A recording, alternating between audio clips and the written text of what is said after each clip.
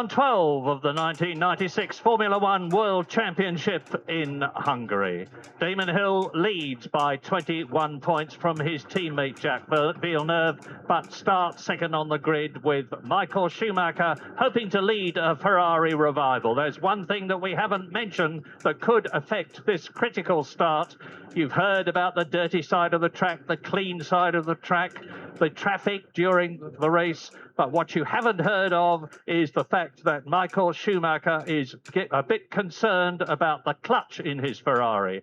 It has given trouble in the past at the start. It was replaced by another make, which has proved to be better, and he's hoping it's going to continue to stay that way. So down the grid, you see the Benettons only on the third row of the grid. The top McLaren is Mika Häkkinen. Extremely good for Johnny Herbert in 8th place. Not so good for Coulthard down in 9th.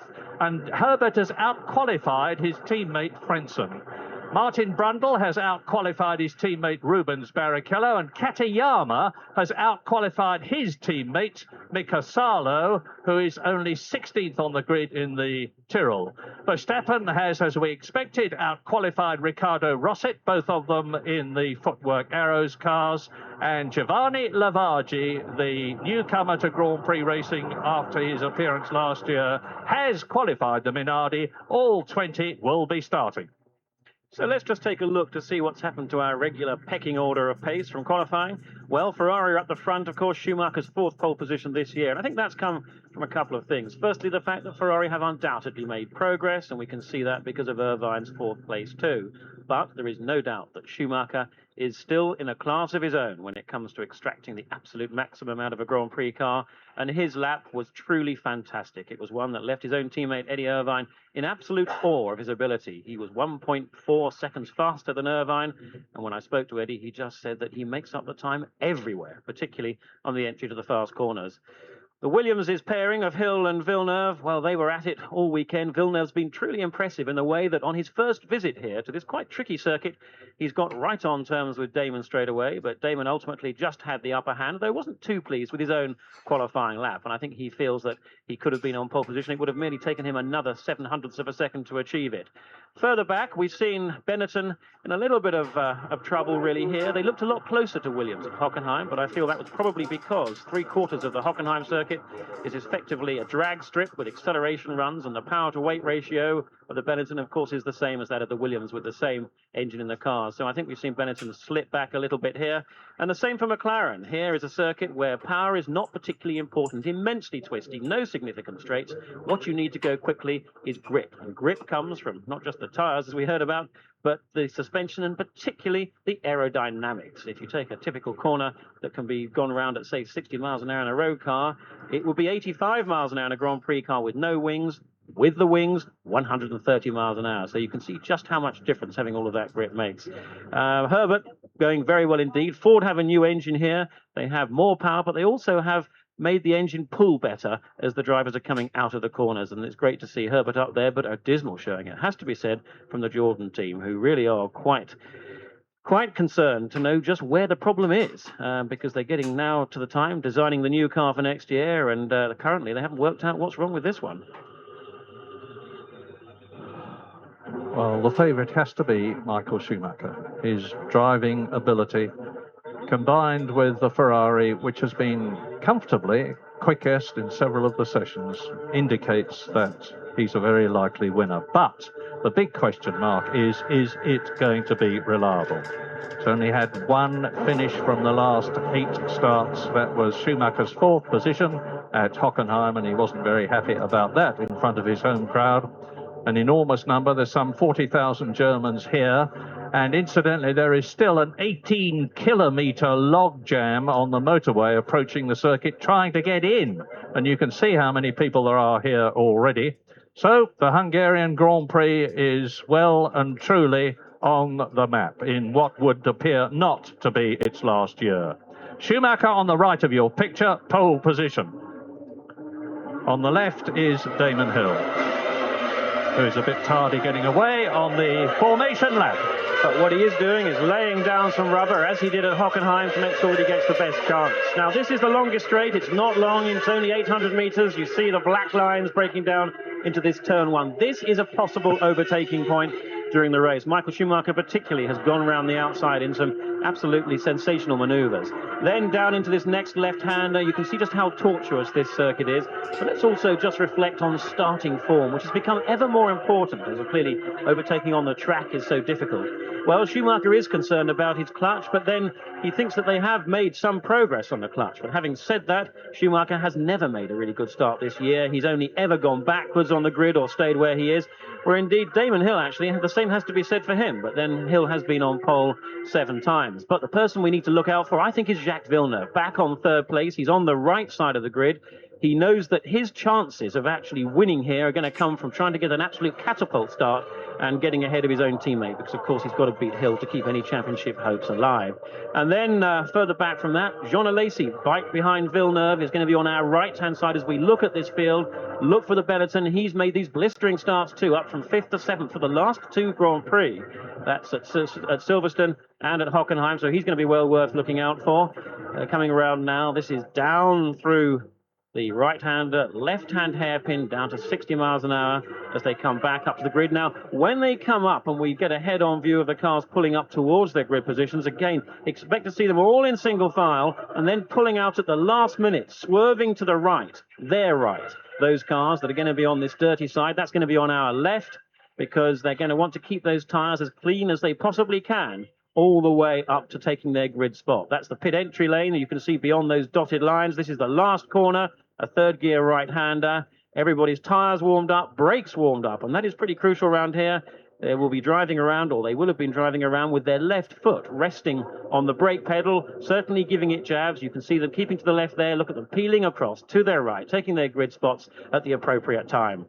So watch the lights when they all go out. The 77 lap, 190-mile Hungarian Grand Prix will start. On the right of your picture, the front of the grid is Schumacher. On the left is Damon Hill. And it is go. Schumacher does get a good start. Villeneuve gets ahead of Hill. And Alesi is doing it again. He comes right up alongside Damon Hill into turn 1. Is he going to take the Englishman? Yes, he has. So Damon Hill has lost places at the start. Schumacher leads. Villeneuve is up into 2nd place from 3rd on the grid. Alesi is up into 3rd position. Down to 4th goes Damon Hill, and Schumacher has got a clear track ahead of him all the way. There was a spinner there. I'm sorry I didn't spot who it was, but we'll soon find out. But meantime, Schumacher has got a clear track in front of him, and Jacques Villeneuve, racing in Hungary for the first time, is right behind the Ferrari. That wasn't what we expected, but it's what we got. And Alesi, Hill, Eddie Irvine is in 5th position, and it is a Tyrrell, and it's Mika Salo. Mika Salo out of the race at the start, and he's involved with Pedro Diniz, obviously. Diniz spinning out, and that is on the left-hander at turn 2. And the Brazilian spins the Ligier back into the race, but Salo is out. And Alesi is still ahead of Hill as Michael Schumacher in the Ferrari, to the delight of the crowd, comes through to complete the first lap. And over the line he goes. Villeneuve in 2nd position. So it is Ferrari, Williams, Alesi is 3rd. Hill down to 4th, Irvine is 5th, Berger is 6th, Hakkinen is 7th, and in 8th position is Johnny Herbert. Johnny Herbert in 8th position with that improved Ford Zetec V10 engine. It's much more drivable here than it was in Hockenheim, and he's certainly making the most of it. And so now there is Schumacher. See the brake discs glow red as he brakes. This is the highest part of the course. Turn 5 into the turn right-hander through the chicane. And it's a very twisty section here. This was not the Ferrari's strong point in qualifying yesterday, but they've obviously made changes to the car. Pedro Diniz touring into the pit lane to have his car looked at, or maybe to retire. Look at the way, the crab track way that he's coming in, as the gap between Villeneuve 2nd, Alesi 3rd is seemingly increasing.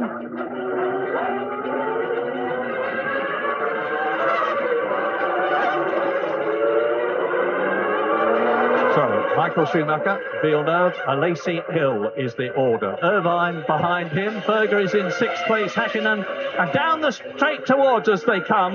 Ferrari, Williams, Benetton.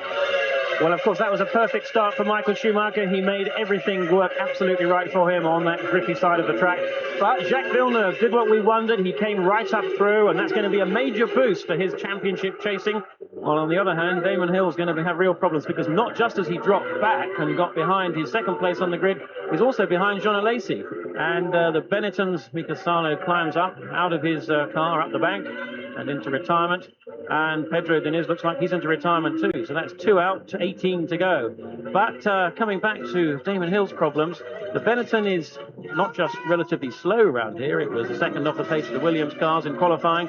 But it's also possible that Jean Alesi could be one of the drivers to go for a 2-stop strategy. And if Damon Hill was on for a 3, he's going to find it very, very difficult to get by the Benetton of Alesi, and he's going to drop back. Just look how much that's happening already. Alesi is dropping back at probably 2 seconds a lap from Jacques Villeneuve, and despite that, I really don't see how Damon Hill's going to get by Alesi for certainly the next 20 or so laps, or until Alesi comes in for his first fuel stop. Major blow for Damon Hill's chances of winning this race, and I'd say that it looks pretty slim, even by lap 2. And just about 1.5 seconds between Schumacher and Villeneuve as they complete the lap. So as far as Williams is concerned, and they only need to get a few points to clinch their 8th Constructors' World Championship here at the Hungaroring, it looks as though their lead man, well, it doesn't look as though he is, their lead man is Jacques Villeneuve. And it's quite an incredible drive by the young Canadian already, when you remember that this is only his 12th Grand Prix.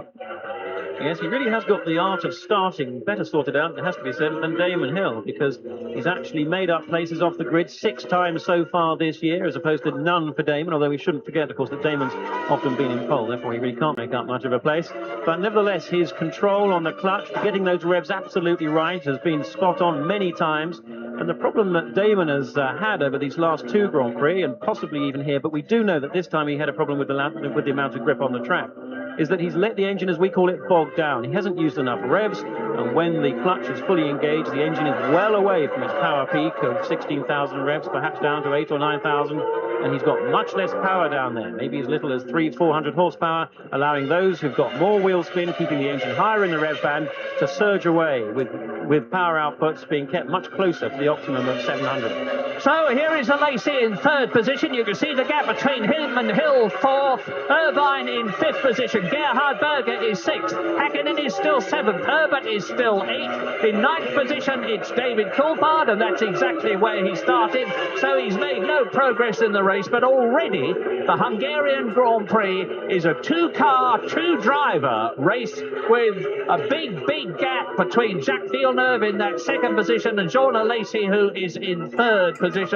The Williams Renault matching the Ferrari chassis, Ferrari engine, rev for rev and wheel turn for wheel turn. The gap is staying constant. Well, it seems quite ironical that Damon Hill and Jacques Villeneuve fought so fiercely for pole position, or certainly grid order, and in the end it's actually been Damon's downfall, because by being a little bit faster than Jacques Villeneuve, he's actually put himself on that dirty side of the grid. Of course, it could have all have been so very different, and he could have got ahead of Michael Schumacher and could have been where Schumacher was now, but as it happens, it's Villeneuve that's got the upper hand. Schumacher, though, has got just what he wanted. Reliability, we know, has not been good from Ferrari, but this is not a circuit that is particularly hard on cars. The engines are not on full throttle for more than about half of the circuit, compared to 3/4 of the circuit at Hockenheim. But having said that, whilst it's not hard on drivers, it is very hard, hard on cars, it is very, very hard on drivers. And this unrelenting series of corners with the bumps, if you can see the car jiggle up and down, inside it, it's like being hit with a hammer. It really is violent, and they're going to have virtually, well, 1 hour and 45 minutes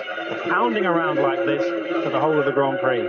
7/10 of a second then between Schumacher and Villeneuve, and you saw the gap between Villeneuve and Jean Alesi in 3rd position. Now, we've talked a little about strategy and potential stops. We're expecting 3 of them, which is what we had for the top men last year, in which case you would expect them to be round about laps 14, 28 and 42 if you do it on a purely mathematical basis. But strategy will come into it. How the traffic on the circuit was predicted will come into it. There are so many things that can decide when cars come in to make a stop. The effect of the fuel weight, for instance, the refueling time. There are about a dozen factors which are fed into the computers to enable them to make a prediction about when to come in, but they still have to stay flexible as they come through now to complete another lap. Schumacher leading Villeneuve and stretching the gap between themselves and Alesi in 3rd position. Well, actually, I don't think they're going to be coming that early, even if they're on 3 stops. It's a 77-lap race around here. And the first stop on a 3-stop routine, I would expect to be round about lap 18. The second one around about lap 38, with then the third one about lap 55, then running on finally to the flag. A 2-stop routine, lap 25, and lap 50 would be more likely. But what we're looking at now, looking at Schumacher, and there's an off there, and a major off one of the Jordans. It looks like Martin Brundle, and that's the end of his motor race. That's on the fast left-hander. That's a blind corner. Very, very easy to get the car unstuck because you can't see where the exit is as you approach that corner, and he would have been going off there at about 100 and probably 120 miles an hour. The gravel trap not doing a great deal. We may see the car. No, we lost it there. That's where the car would have been. But a sad early end to a miserable weekend for Martin Brundle. With 3 retirements already, Mika Salo and Diniz seemingly having had a coming together at the start, because Mika Salo was in 16th position on the grid. Pedro Diniz was ahead of him in 15th place. Salo was very, very unhappy with the handling of his Pirelli Yamaha all through qualifying, and the preceding sessions would have been making a blazing start, and maybe Diniz pulled across. It's all hypothesis. I don't know. All I do know is that they are out, and there is the good news that Martin Brundle is obviously all right as his Jordan is towed in. 17 left out of the 20 who started. Another lap completed. You're looking at the leaders, and there's still very little in it. About 0.6 of a second between Michael Schumacher and Jacques Villeneuve, with Jean Alesi still in 3rd place. 7 laps completed, 70 laps to go. Now, this race is going to last about an hour and 45 minutes. It's a demanding race on car and driver, particularly in the heat. The track temperature is very nearly 30 degrees here. And sitting in a car for that length of time in your flame-proof suit and overalls belted in tight with the balaclava helmet, and the exertion that you have to make is going to be tremendously demanding for the drivers, who will lose a lot of weight. And there are the leaders now. Let's hope they look back, and let's see where Jean Alesi is in 3rd position compared with the Ferrari being pressed so hard by Jacques Villeneuve. Now, Damon Hill still in the point. What he needs to do from his World Championship point of view, as we ride with Jacques Villeneuve looking ahead at the Ferrari. You know, it's the Benetton, I'm sorry. We're with Hill, and that's Alesi. Now, we've joined Damon Hill in 4th position. He's challenging Jean Alesi because Hill is looking, as I was saying, to finish ahead of Jacques Villeneuve in order to extend his World Championship gap. But he's got a long, long way to go before he can do that, and the first thing he's got to do is get past Alesi. Well, I don't think he's going to do that. We're on lap 9 now, and the first round of refueling stops again. If there are going to be 3 stops, will be round about lap 18, lap 19, I would expect, keeping to a conventional division. And Hill's not going to find a way by. The Benetton, don't forget, is powered by exactly the same engine as the Williams, both with the same power output, both with very similar top speeds.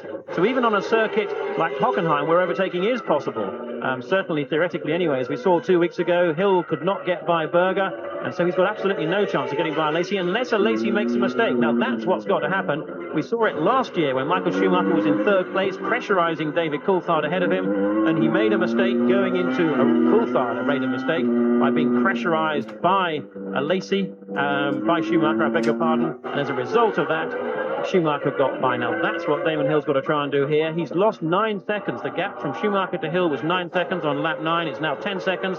So you can see he's losing a second a lap, and he's got to try and make that back up. if he's going to have any chance of getting on top of Schumacher. Villeneuve right behind him, but we should also bear in mind again that there are another 8 laps of Hill having to follow a Lacey like this, so that's probably going to be 18 seconds gap from Schumacher to Hill by the time this crucial first round of pit stops takes place.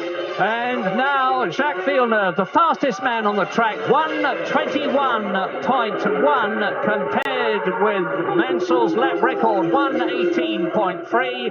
We are on lap 10. Schumacher is leading Villeneuve by the gap, but you can see they are both 10.5 seconds ahead of Jean Alesi, who's got Damon Hill right behind him. Eddie Irvine is in 5th place. Gerhard Berger is in 6th position, just 1.3 seconds behind the Ferrari. 7th is Häkkinen, 8th is Herbert. 9th is David Coulthard, and in 10th place, Rubens Barrichello, whose teammate Martin Brundle has left the Hungarian Grand Prix very literally, going off the course at tremendous speed, but he's obviously quite all right. And the other retirements that we have on lap 10 as you watch the battle for the lead between Michael Schumacher and Jacques Villeneuve. Schumacher from Germany, Villeneuve from Canada. The other retirements are Pedro Diniz and Mika Salo. Through to complete the lap. Now, this is into lap 11. Now, let's look back, hopefully. Yes, and it's going to be a 10-second gap. There it is.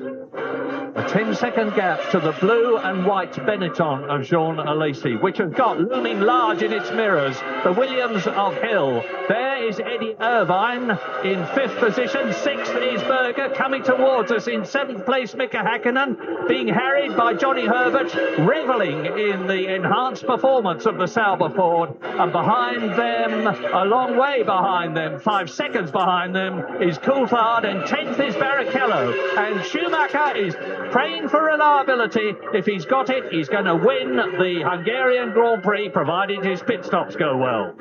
So with 10 laps completed now, let's just reflect on what could be going on in terms of this all-important pit stop strategy. Well, we knew that the fastest way to complete this race distance was to do 3 stops, because the tyres do degrade, they physically wear out pretty quickly. But the danger with doing 3 stops is that you're going to get held up behind someone else who's doing 2 ahead of you, and therefore compromise and squander indeed your light car.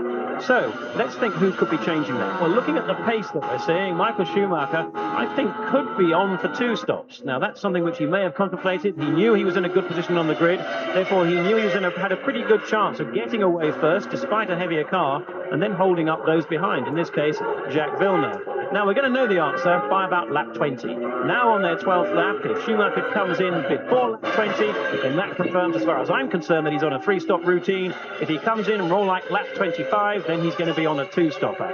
Looking further back, Jean Alesi could well be on a 2-stop routine too. We tended to see Benetton make fewer stops than Williams in the past, and if that's the case, that's also going to be an added handicap for Hill, and I'm sure that we're going to see Damon Hill come into the pits, and that's one of the Jordans where we've seen Verstappen go off, one of the Arrows cars, I beg your pardon. We've seen Verstappen go off so many times this year that we can't see quite which car that is, but maybe that's him.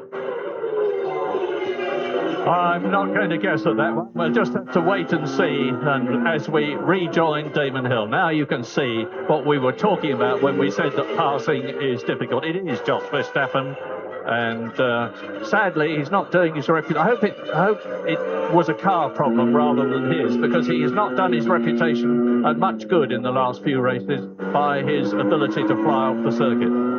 Well, I hope for his point of view it is, but not for the teams. And I would have thought, looking at the number of mistakes that Verstappen has made, that probably is a driver error. He looked so very, very good at the start of this season. He was tipped to be joining maybe Benetton again and all sorts of things. But I'm afraid any chances of doing that have long since receded. Verstappen, I think, is even being reconsidered for his future at Arrow's team. Quick he is, but too mistake-prone he also is.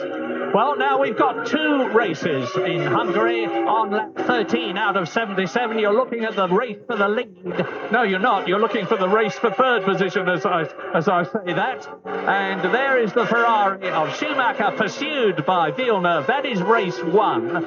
And now 13 seconds, nearly 14 seconds down the track, Alesi and Hill are fighting each other for that 3rd position. And I was saying, when we were on that on-board camera of Villeneuve's car, you can see what we were talking about when we were saying how difficult it is to pass here, because the track twists and turns. Martin Brundle, there is the confirmation, but he is perfectly okay. Helmet still on. Very sadly looking at the race, because the move that he made to Jordan has not turned out to be a good one. He has had a very, very poor season. He's failed to finish 6 times. He's only been in the points in 6th position 3 times, and that was not at all what he was looking for after he moved from his previous team in 1995.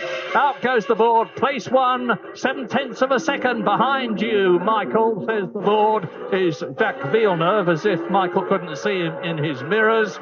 And they come down out of turn 2, turn right-handed into turn 3 now. Build up the speed to 165 miles an hour as they climb up to the left-handed turn 4, back through the gears to turn 5. This is the highest point of the circuit. This is where they get into the twisty section, and they're doing about 145 miles an hour out of here. We're on lap 14. You're looking at the battle for the lead. Lacey and Hill are still behind them in 3rd and 4th positions, followed by Irvine and Berger. And just look how hard Schumacher is throwing that Ferrari through the chicane. Now, I think we may be about to be seeing a pit stop, certainly in the next 3 or 4 laps. That's the way it looks from the signals.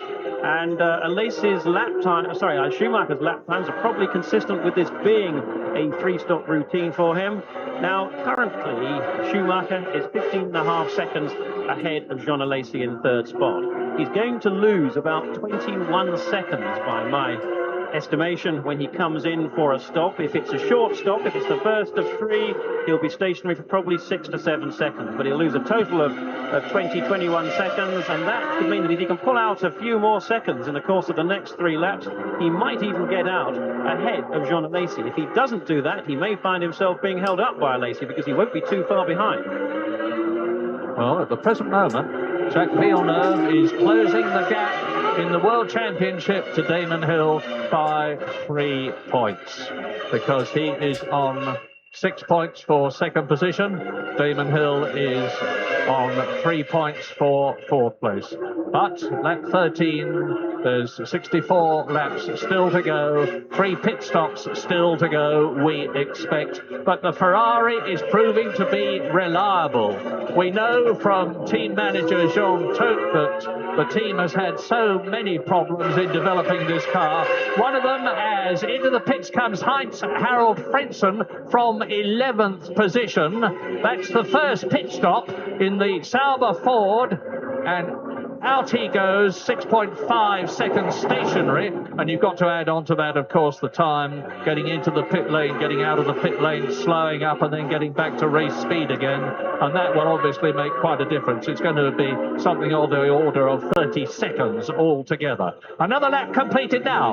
You can see that as Villeneuve gets closer to Schumacher, Schumacher is coming up to Giovanni Lavaggi, who is 16th, and the first man who is going to be lapped, and this is on lap 15 out of 77, so it gives you an indication of the relative speeds. Schumacher lapping in 1 minute 21.6, Lavaggi lapping 5 seconds slower. And now the next thing that will happen is that Alesi and Hill will come upon Lavaggi, with both Schumacher and Villeneuve passed on lap 15. Lavaggi there doing just the right thing. He may be slow, but he does seem to have a degree of discipline about him. And even being 5 seconds a lap slower, if he tried to make life difficult, or if he just indeed stayed on the racing line, it could have been pretty difficult for Schumacher and Villeneuve to find a way by, even during this lap.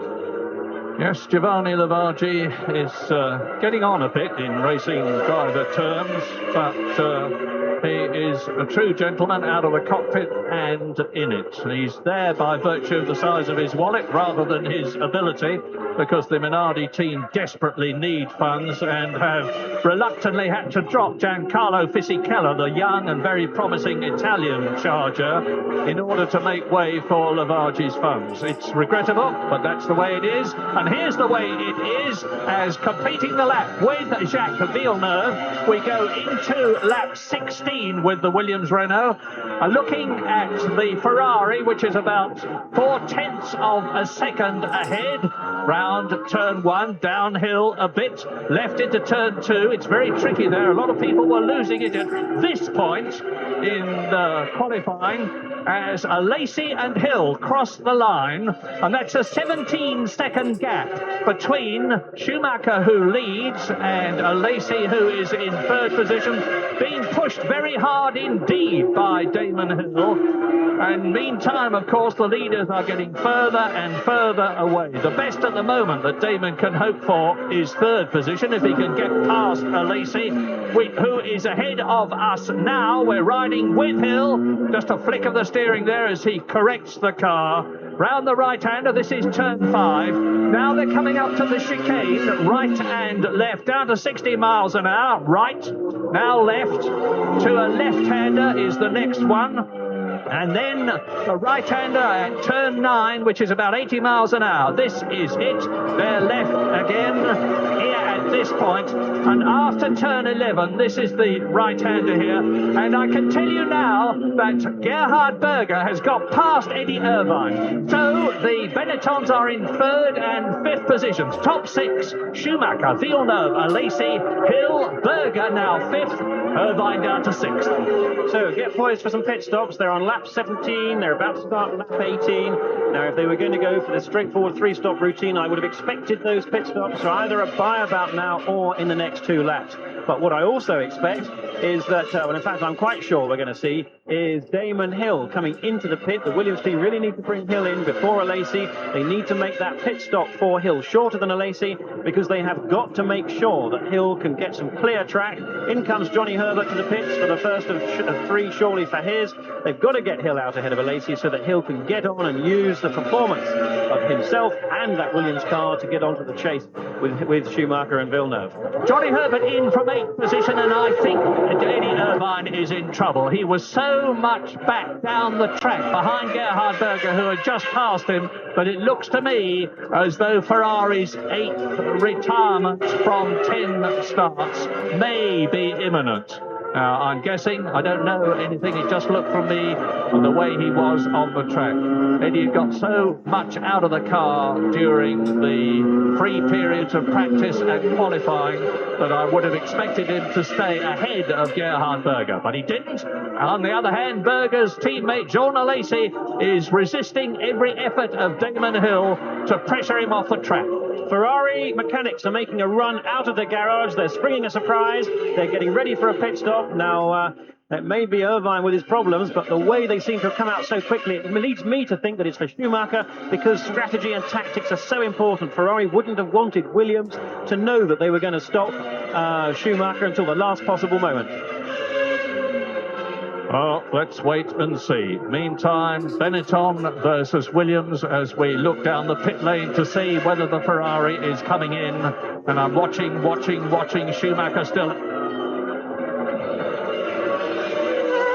Schumacher still out there in the lead on lap 19.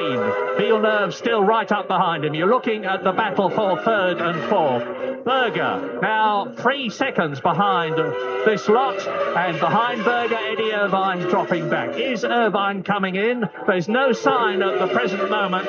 Rosset has just gone past in 13th position. Now, Schumacher is 19.7 seconds ahead of Lacey. He needs just 21 seconds as a lead, I believe, to get out ahead of Lacey, so he's going to be very close indeed. Yeah, and you just saw the flash. This is Michael Schumacher, race leader, coming in for his first pit stop. Now, he's got that substantial lead of 19.8 seconds over Jean Lacey in third position. Of course, Villeneuve has gone through in the lead. I'm looking for Jean Lacey, who goes through, and so does Damon Hill. I don't think Schumacher's going to get out in front of them. He is not. There is Hill. There is Berger. So Berger gets out, and Michael Schumacher joins the track in front of Eddie Irvine in 6th position. So Michael Schumacher is down to 6th position to fifth position with his teammate Eddie Irvine in 6th place.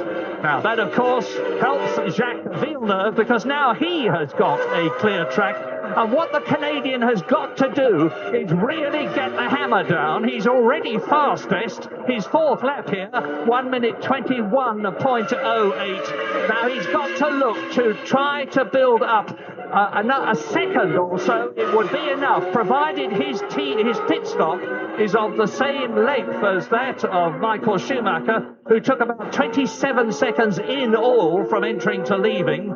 Then Villeneuve could get out of the pit lane still in the lead.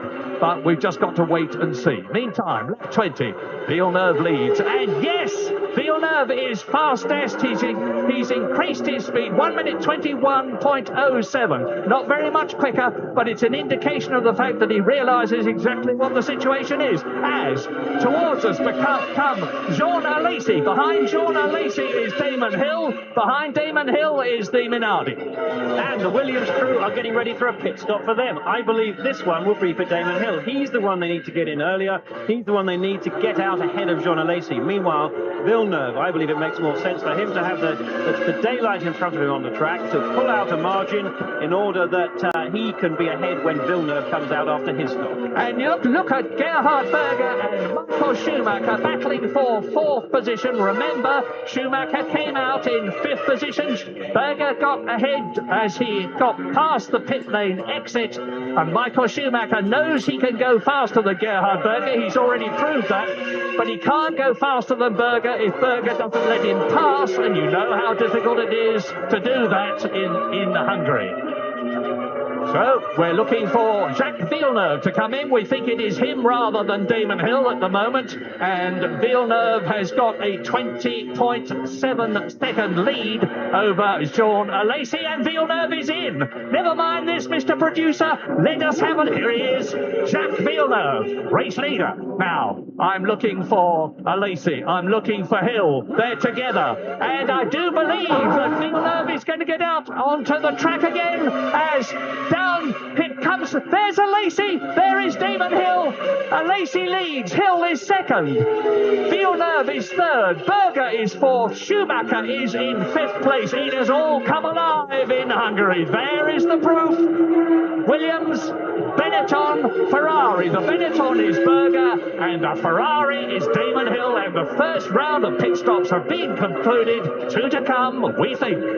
Well, that was absolutely perfect for Jacques Villeneuve. Schumacher came out and was held up by Berger, so that held up Schumacher, and that makes a change, whereas Villeneuve benefited from just a couple of laps being out in front, and that enabled him to get that all-important 4 seconds to get ahead.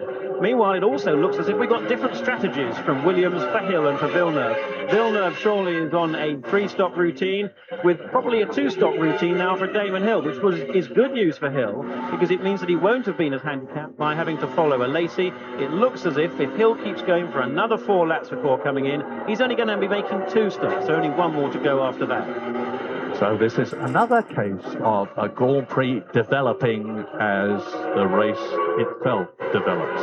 Really, really exciting at this point, with Michael Schumacher, the finest driver in the world, most people think, unable to do anything about the veteran Gerhard Berger in his 192nd Grand Prix. And Jean Alesi is now in the pits. There is the Frenchman. He was in third position when he came in. Gerhard Berger, of course, moves up into third position now as you look at the McLaren going past Giovanni Lavaggi. And you look now at Alesi exiting the pit lane. And now, of course, Damon Hill is leading the Hungarian Grand Prix with his teammate Jacques Villeneuve in second position. But, of course, remember, Villeneuve has stopped and Damon Hill has not. Damon Hill on his 23rd lap, and you look now at Berger and Schumacher, 4th and 5th. Race order, lap 23. Damon Hill leads, Villeneuve second, Alesi third. Berger is in. Alesi has now, as a result of his pit stop, I apologise, dropped down to 9th position.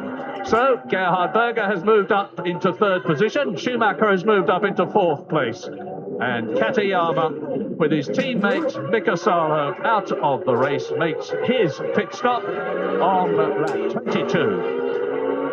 And this is tremendously interesting. Just remember, cast your mind back 2 weeks to the German Grand Prix, and remember how Gerhard Berger, that you're looking at now, resisted the pressure of Damon Hill for 8 laps. At the conclusion of the race, whatever Damon did, whichever way he jigged, to the left or to the right, with equal engines and equal cars, Damon could do nothing about Gerhard Berger. But now Berger is resisting Schumacher. Hand off goes David Coulthard, right in front of me. David Coulthard is out of the race, right in front of me. I saw him slide off the track. He was in 7th position. Here's a replay. And the engine blows. Surely something happens to the back end of the car. He loses rear end grip. Looks like maybe a suspension problem at the back end of the car, although there's fluid coming out of the back of it. Mechanical problem, Coulthard out. To make the 5th retirement, Mika Salo out, Diniz out, Brundle out, Jos Verstappen out, and now David Coulthard out. It's perfectly okay, thank heavens. One always worries. Yes, I think probably what happened there is that something happened. There was oil on the rear tyres. He was slowing up. And news from Tony Jardine, he saw that happen. In the pits at Benetton at the moment, Murray, the critical thing is the tyre wear. Right in front of me is the set that came off a Lazy's Benetton, and I have to say they look pretty gnarled and pretty second-hand. There are lots of holes in them. They are rolling around at the edges and graining very, very badly, and the mechanics have just gone out, and Berger's coming in for his pit stop right in front of me now. I see him, Tony. There he is. Gerhard Berger in from 5th position. And it looks like a routine stop. They scramble away from the front of the car. You don't want to be standing around there. You could see the Williams crew ready just in front of Berger's crew. That means Hill's going to be coming in. Now, Hill is currently just 1 second ahead of Villeneuve. Of course, he's going to lose some 22, 23 seconds. Hill now surely will be on a 2-stop routine like Gerhard Berger. That was a longer stop for Berger. Rubens Barrichello comes into the pits. David Coulthard walks back constantly after problems there with his McLaren. As I said, I think he had an engine problem or a gearbox problem, oil on the rear tyres, and as he was braking to slow up, to pull off, then the car spun around. And relatively modest milestone, it has to be said. 8.3 seconds, that's consistent with 50 kilos of fuel, that's 70 litres, the first again, for just 2 stops for Barrichello. So get ready for Hill coming in. The first of his is going to be round about 8 or 9 seconds. And it's this lap. There is Damon Hill. He's coming in. Now he's in the lead.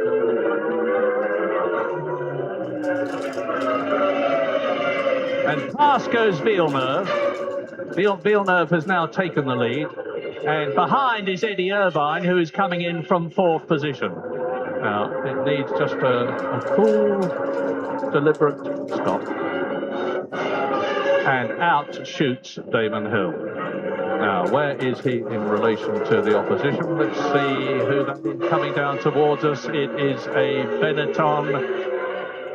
And it is Jean Alesi in 6th position, was in 6th position. He moved up to 5th when Damon Hill came in. So Damon Hill, having left the track in the lead, is now down to 6th position. And he's got exactly the same problem that he had earlier in the race, because the man in front of him is Jean Alesi. And out of the race goes Pedro Lamy. So that's yet another retirement. That is the 6th retirement in Hungary. Salo Diniz, Brundle, Jos Verstappen, David Coulthard, Pedro Lamy. What the problem is, I do not know. Now, this is a replay of Ricardo Rosset being followed by Heinz-Harald Frentzen. Rosset 12th and Frentzen in 10th position. So there's nearly a lap between them. And once again, Rosset is demonstrating that the gravel traps, which are supposed to stop the cars, fail to do so. He keeps driving straight through it, and he's going to retire, I should think. Look at his left front wheel tipped right over. And Rosset there simply braked too late. The left front wheel locked up and ran him straight on there. So looking at these pit stops, now I think I was wrong about Damon Hill, because we saw him stationary only for 6.8 seconds as Mika Hakkinen comes in for his first stop. Now let's Let's see how long this one's going to take. So that was 6.8 for Hill, and Häkkinen's car is continuing to be refueled at 8 seconds. Now that's the length I would have expected for Hill. Now that leads me to think that Hill is actually going to do 2 further stops, and that will mean that his car's running relatively light at this stage, so he really should be putting in a sprint stage here. We saw this at Hockenheim. His first stop, he was being held up behind the Benettons until his first stop. Then he put in that sprint routine that got him out ahead of Alesi and just behind Berger. So let's watch Hill carefully. Well, there is Jacques Villeneuve leading the race. Damon Hill has had the fastest stop so far, 6.8 seconds, compared with that of Jean Alesi of 7.1 seconds. Actually, the slowest one that we've had of the leaders is Gerhard Berger, 9.2 seconds. So you see, you can very easily lose 2.5 seconds in the pits, if not more. And you've seen during this race how very difficult it is to gain 2.5 seconds on the track. But on lap 28 out of 77, Jacques Villeneuve, who won the European Grand Prix at the new Nürburgring and the British Grand Prix at Silverstone, of course, leads in Hungary, looking good for his 3rd Grand Prix win. And there's a very interesting fact behind all this. Jacques Villeneuve, who is used to setting up a car for Indy racing, which is both ovals and road circuits somewhat like this one, has got a very distinctive way of doing things. And he has had discussions with the Williams team about whether he should do it his way or their way. There's been an accommodation, and as far as I know, this is the first race where Villeneuve has actually set up the car exactly the way he wants it to be. And you can see the results. He very nearly got pole position, started from 3rd on the grid, well, about 0.3 of a second slower than Michael Schumacher, who took pole position, followed by Damon Hill, 2nd on the grid. And Villeneuve, who's racing here for the first time, says he finds this Hungaroring much easier to learn than he thought it was going to be. And you can see the result right now. He is leading Schumacher by getting on for 8 seconds. Well, sadly for Damon Hill, it seems that Williams' tactics have not worked out by doing that short stop. They obviously hope to get Hill out ahead of Jean Alesi. Now, that hasn't happened. Alesi remaining in 3rd place, 17 seconds behind Schumacher. So once again, it looks like Damon is relegated to following Alesi for another, well, certainly 15, 20 laps. So lap 29, getting on towards half distance as you look at Jean Alesi being pursued by Damon Hill. And the order is Jacques Villeneuve leading Michael Schumacher by nearly 9 seconds now. He's pulling away from the Ferrari. They've both had their pit stops, of course. Alesi and Hill battling now for 3rd position as they did earlier in the race before the pit stops. And they are some 27 seconds behind Jacques Villeneuve. A massive lead for the young Canadian. 5th is Gerhard Berger, who is 9.5 seconds behind Damon Hill. As you look at Lavaji making his pit stop. 6th is Eddie Irvine. 7th is Johnny Herbert in the Sauber Ford, well ahead of his teammate, the much fancied Heinz-Harald Frentzen. So Johnny Herbert is at last getting the chance in the Sauber with a really drivable engine to demonstrate how good he is. Remember, he won in Britain last year, he won in Italy last year for Benetton, and now he is doing well in the Sauber. Damon Hill pushing, lap 30. Alesi ahead of him. Is Alesi going to move in 1997? That's one of the big questions going around the Hungaroring. And they're coming up behind Ricardo Rosset, who has already been lapped once. If the Brazilian doesn't see them coming towards him in his mirrors and move over, this could be Damon Hill's chance. Yes, and a slim chance it is too. I think it's going to be a very frustrated, somewhat despondent Damon Hill, I think, in that Williams. He's lapping about 1.5 seconds a lap slower than he possibly could if he had a clear track in front of him. But Alesi is doing just what he should. He's keeping to the racing line. It looks like Alesi, I think, is on a 3-stop routine, so his 2nd stop will be lap 38. They're on their lap 30 now. So at best, it looks like Damon has got another 8 laps of following Alesi along, and this really hasn't worked out the way that Williams had wanted. But there is a bit of a hope for Damon, and he'll be looking at that arrows ahead. He'll be looking at Rosset, just thinking this could be a chance. He'll be poised. He needs to get right up behind Alesi to make sure that if there is a little chink of opportunity, he's there to seize upon it. And remember how Damon Hill passed David Coulthard in Portugal in similar circumstances. And David Coulthard, incidentally, is with Tony Jardine. Let's hear from them. David, that all looked a bit hairy there going along the straight. What happened? I think it must have been the gearbox that seized. I didn't see any smoke from the engine, so I can only presume it was the gearbox. Did you feel something going on the back wheels when it slipped away from you? Well, coming out of the last corner, I felt the car winding up, really tightening. So I radioed to say I think I've got a problem, but I'd passed the pit lane entry already. And then obviously when I accelerated, it just seized. So that's racing. It's disappointing though, because I was one-stop strategy. And with that strategy, when Mika was doing 2, I was only 7 seconds behind. So it meant that after the pit stops, I was in really good shape. I must interrupt you, Tony, David, because Damon Hill has got past Jean Alesi. I hope we see a replay of that so that you can have a look at it again. Damon Hill saw his opportunity as here it is coming up. Now watch. So this is into turn 1. Alesi runs a bit wide, actually, and Hill comes up the inside. That was nothing to do specifically with the lapping of the arrows. Alesi looks to close the door, realises it's too late, and through goes Damon. Well, that was a mistake, really, from Jean Alesi, although he may have been trying to brake particularly late to get around the arrows, but he looked to be fairly well ahead of it. Either way, Hill is now free of the traffic of Alesi.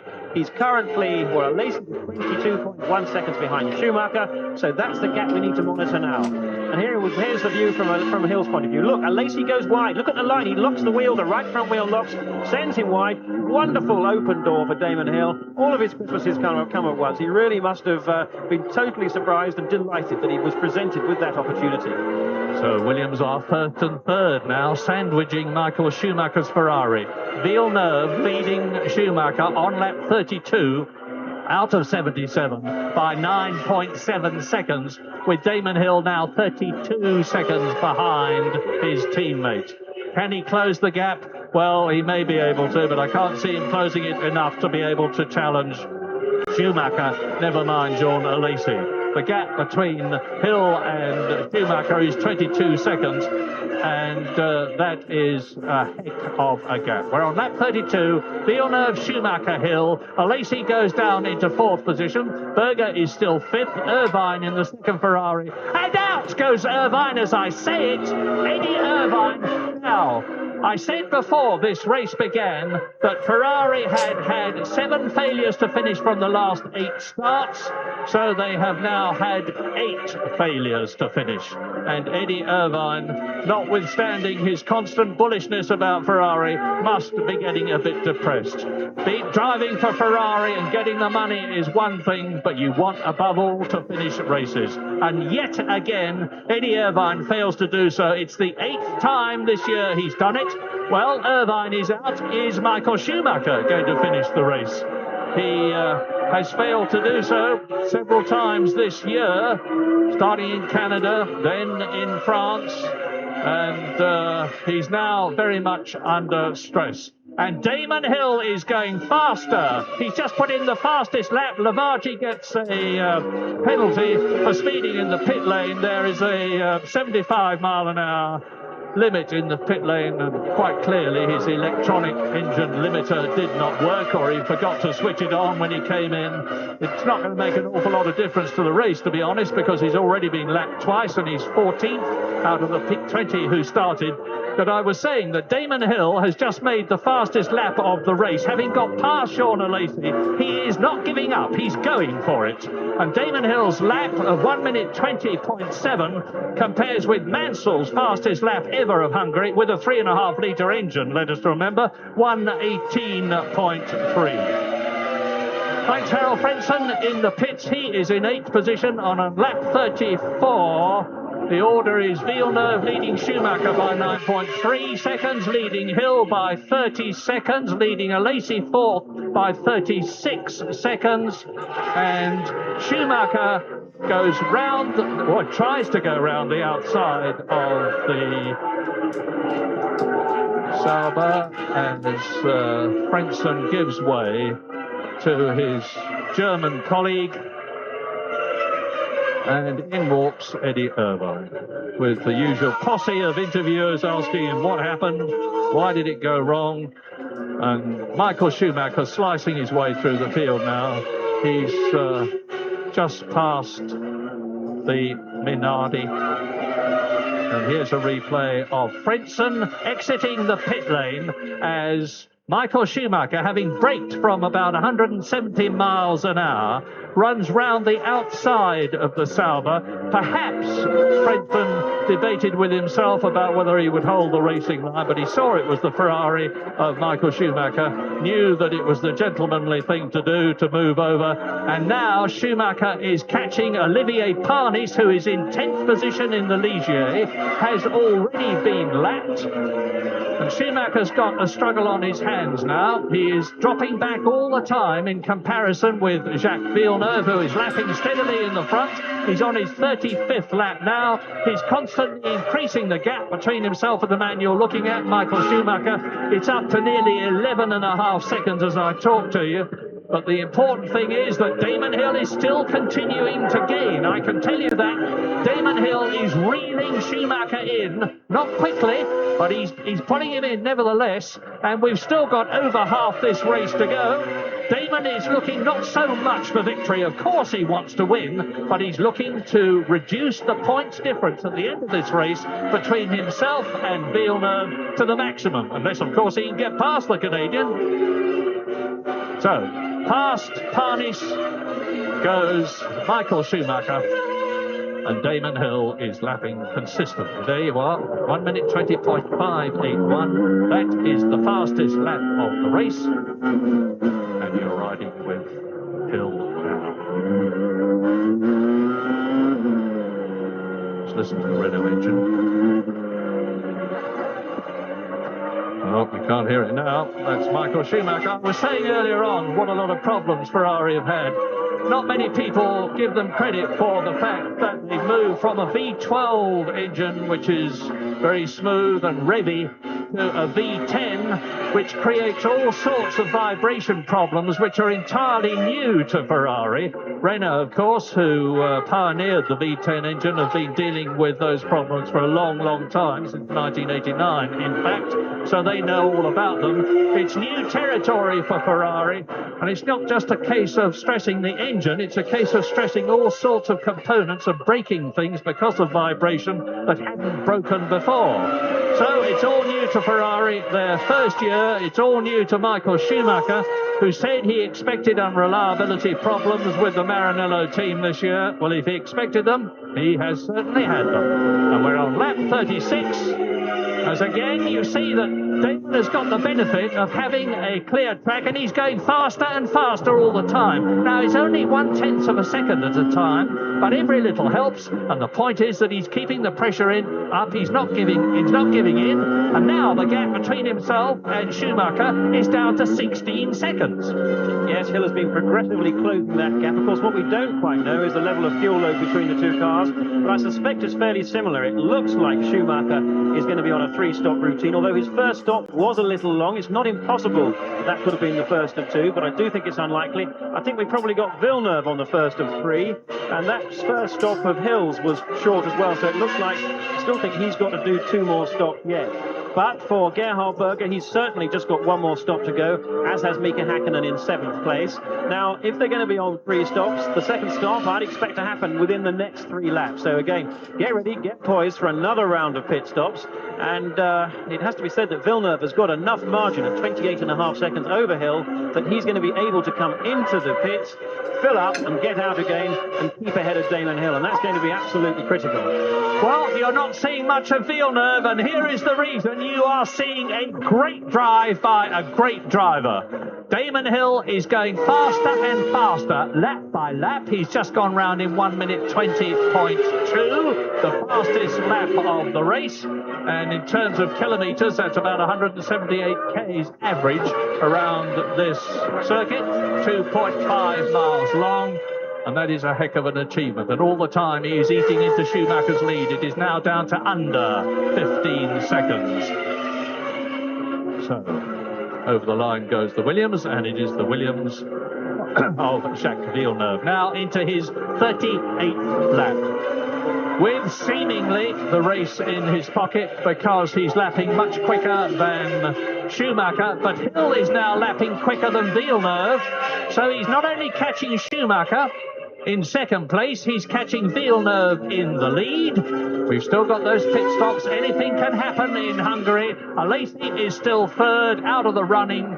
He is 6.5 seconds ahead of his teammate Gerhard Berger. Mika Häkkinen is in the points in sixth position, albeit 61 seconds behind Jacques Villeneuve. And everybody up to sixth has been lapped, and out of the race goes Heinz Harald Frentzen in the Sauber. But Johnny Herbert is still running. I apologise, Johnny Herbert is not still running. Johnny Herbert was the man on the end of the tow rope. I apologise, I fear that the tow rope was fouling his helmet, but whatever, Herbert is out. Frentzen is therefore in, and that reduces the field yet more. 8 out altogether. Salo out, Deniz out, Brundle went off and out of the race. Jos Verstappen is out, David Coulthard is out with that gearbox problem.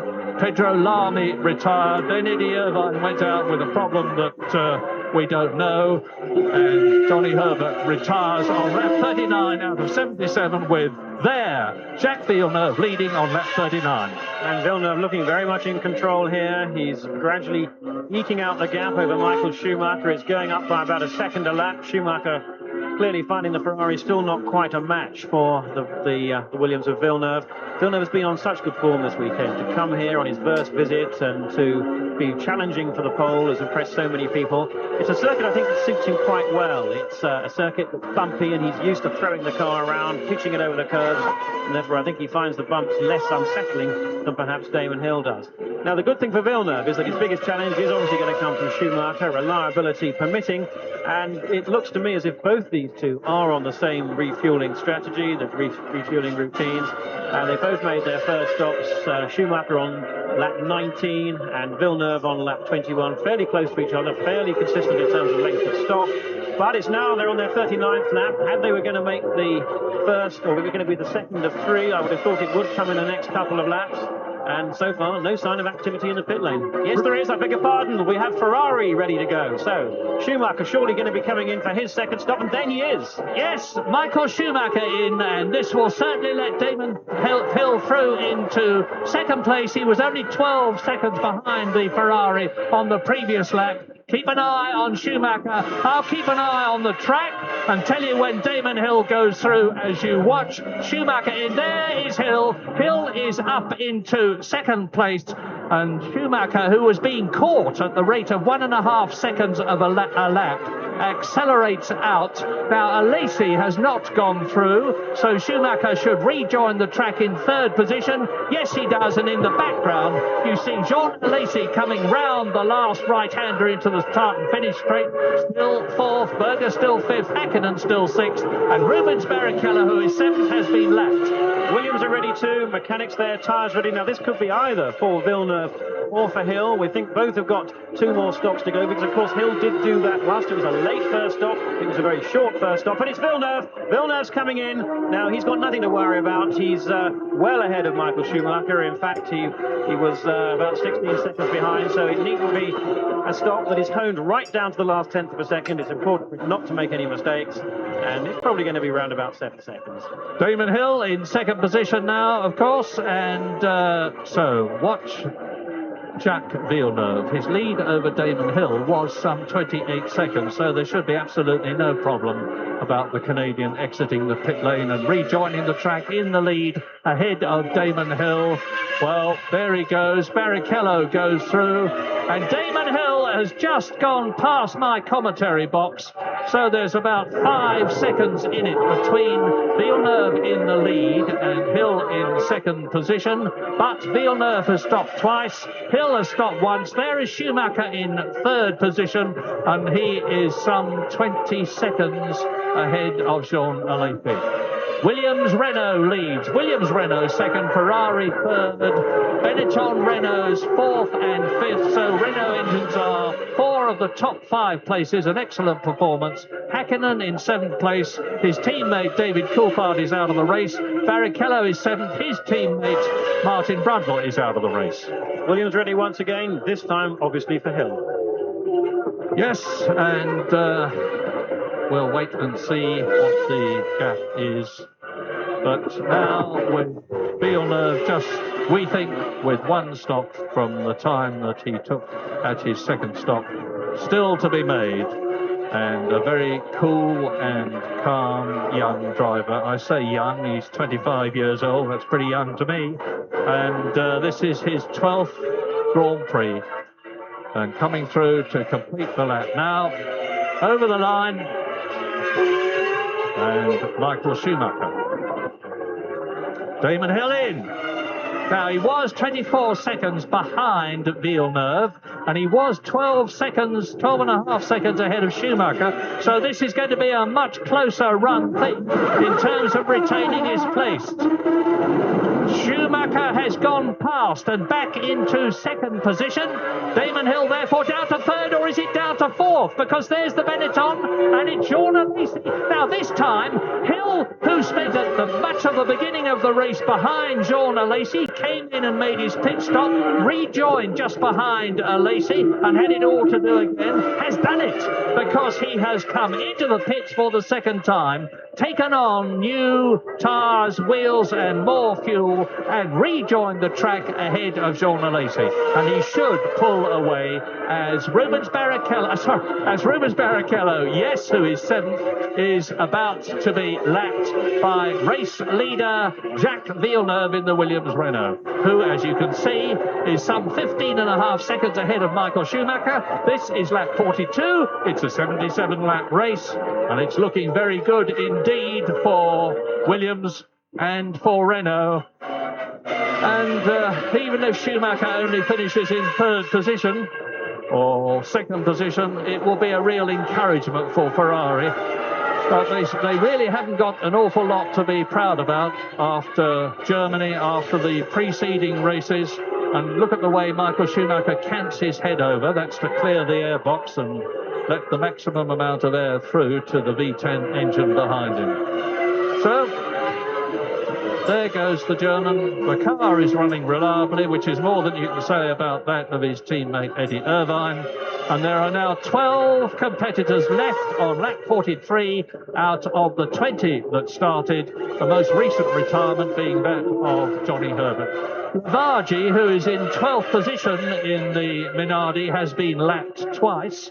Rosset, who is 11th. Katayama, who is 10th. Parnis, who is in Frentzen, who is 9th. And Parnis, who is 8th, and Barrichello have been lapped once. I understand that Tony Jardine has got the answer to Eddie Irvine's problem. Tony. Yeah, we had a quick word with him. Naturally enough, Eddie was very disgruntled, very unhappy, making his way back up to the pits after his walk-in. It was gearbox failure yet again, and I stress it wasn't the new gearbox that he tested last week at Monza. It was the older one, but gearbox failure again for Ferrari. Well, Tony says yet again, so perhaps a bit of explanation. Ferrari intended to start the season with a trick gearbox of titanium and Kevlar, a unique construction. It had a great deal of problems in retaining oil and retaining the parts inside it, and they've moved back to the original gearbox and then to a revised version of the new one, but it's clearly still the Achilles heel. Coming towards us is Jean Alesi. He's in fourth place. And again, we've got the two Benettons almost on the track with each other, because Gerhard Berger, you'll just see him come round. No, you won't. You almost saw him come round the corner in fifth place. And just going back a few laps, that pit stop from the Williams team for a Hill looked particularly fast. It was that 6.7 second stop, which got Hill out, crucially, ahead of Jean Alesi. Now, that's particularly good because Alesi now has done 2 pit stops to Alesi's 1. And I really would have thought Alesi will be the next person to pit. I don't think he can get away with just one more stop. It may be that I'm wrong, but currently he certainly seems to be showing signs of staying right out there. Now, I do believe that we've got just one more stop for Hakkinen and Berger. Meanwhile, Villeneuve looks very comfortable indeed, but Damon Hill is actually closing up on Michael Schumacher. He's taking about a second a lap of Schumacher, and both have completed the same number of stops. Both, I think, have got one more stop to go, like Jacques Villeneuve. So I think Damon Hill's got a very real chance, if not of winning this race, but even that is quite possible. He's only 25 seconds behind Villeneuve now. There are still some 33 laps to go. So if Hill really puts the pedal down, if he really finds the kind of pace, digs deep as he's done so many times before, Damon Hill could still yet challenge Jacques Villeneuve. We have seen that he's been setting fastest laps. He still holds the fastest lap of the race here at 1 minute 20.2. Villeneuve is currently lapping in 1:21.0. So there is potential there for Hill to win this race yet. And before Damon came in for his last pit stop, he was catching Michael Schumacher at the rate of 1.5 seconds a lap. He's doing exactly the same thing again now, and really eating into the Ferrari's lead. And Schumacher must have some sort of a problem when you remember how quickly he went in qualifying to go faster than everything, including the two Williams Renaults of Jacques Villeneuve and Damon Hill. And yet in the race, he is lapping that much slower. He is now 16.5 seconds behind Villeneuve and about 9.5 seconds in front of Damon Hill. Well, yes, Murray, that's exactly what we thought at the German Grand Prix when Schumacher was right up with Williams and Benetton in qualifying, and yet was about a second a lap off the pace in the race, and despite being on the same strategy. So it seems, as Olivier Panis comes in for his second stop, I beg your pardon, it seems that Schumacher can actually qualify better than he can race. Now, there are two reasons for that. One, the most likely may be that Ferrari put in particularly powerful qualifying engines that don't have the reliability to enable them to be used in the race. And so they put in a less powerful engine for the race, whereas Williams with the Renault engine, a much more proven engine, run pretty much the same horsepower for qualifying all the race. And the other thing is that Schumacher maybe just digs so deep to find that pace that it puts him up the front in qualifying, and he just physically cannot, and quite reasonably so, cannot maintain that throughout the race. But I would have thought the biggest factor is probably the engine. Of the teams that are running, who's looking good and who's looking not so good? Williams are looking good, first and third. Ferrari not looking all that good, although Schumacher is second. Irvine is long since out of the race.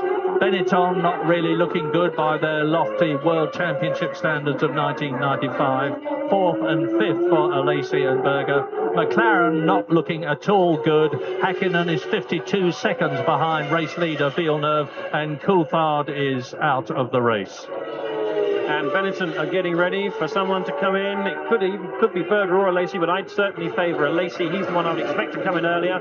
Now, what we need to look at is whether or not this is going to be his last stop or his penultimate one. If it's going to be around about 5 or 6 seconds, it will be, I think, the second of 3.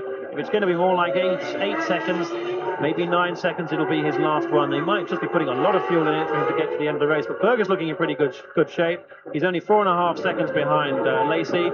And again, it's my suspicion that if this is Alesi, we'll see Berger stay out for another 5 laps to make sure that his next stop will indeed be his last. Now, did you register that caption? Michael Schumacher only 5 seconds ahead of Damon Hill, with Alesi in the pits from 4th position and out. So Damon Hill now within striking distance of the Ferrari. Another 3 laps and he'll be up behind Michael Schumacher. But I hesitate to utter the cliche yet again, but that won't stop me from doing it. The cliche, of course, being catching is one thing and passing is another. And Michael Schumacher, seeing the prospect of 6 World Championship points for second place rather than 4 for third, if he lets Hill pass him, is going to be driving a very wide Ferrari. You can see that Frentzen in the Sauber, who has been lapped and is behind Michael Schumacher, is holding tolerably well with the Ferrari. Frentzen's last lap was about 1 minute 24.2, and Schumacher's last lap was 1 minute 23. Now there is Hill in the background. It was, and it's now under 4 seconds. So Damon Hill in 3rd position, closing on Michael Schumacher's Ferrari. This is lap 48. There's a long way to go. There's more pit stops to come. I'm not going to guess whether Schumacher's coming in or when he's coming in, or Damon Hill. But I am going to guess that in 2 or 3 laps' time, Michael Schumacher is going to see that Williams Renault and that distinctive black and white helmet that mirrors the helmet of Damon's late great father Graham Hill, the colours of the London Rowing Club, the black with the white vertical stripes, and Schumacher's going to see that design in his mirrors very shortly. But first of all, Damon Hill has got to get past Heinz Harald Frentzen Sauber. There it is. Frentzen is in 8th position. He's already been lapped once. He is 8 seconds behind Rubens Barrichello, who is in 7th place. But the important thing is that Damon Hill is on him. Frentzen lets him through. No reason why he shouldn't. Every reason why he should. So we're on lap 48 now. We've got Villeneuve, Schumacher and Hill who've got another pit stop. One more pit stop each to go, and that'll be their third one. We've also got Berger and Hakkinen, who so far only made one stop, and these two are going to be coming in, I reckon, about the next 3 or 4 laps. And that's going to put Berger, he's currently 14 seconds behind Hakkinen.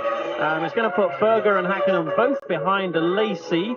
By the look of it, I'm just having a look here. I think it will put Berger behind a Lacey, and I think from what we saw from a Lacey that he's got enough fuel to get to the end of the race, although he might just need a little bit towards the last 5-6 laps. I think that'll be an unlikely strategy for them to adopt, though, having said that. Well, here's something to heighten the rivalry in the Williams team. And people often come up to me afterwards and say, you said that we made a very bad pit stop here. We didn't because so-and-so. Well, the fact is that Damon Hill's first pit stop was faster than that of Jacques Villeneuve, and his second pit stop was faster than that of Jacques Villeneuve.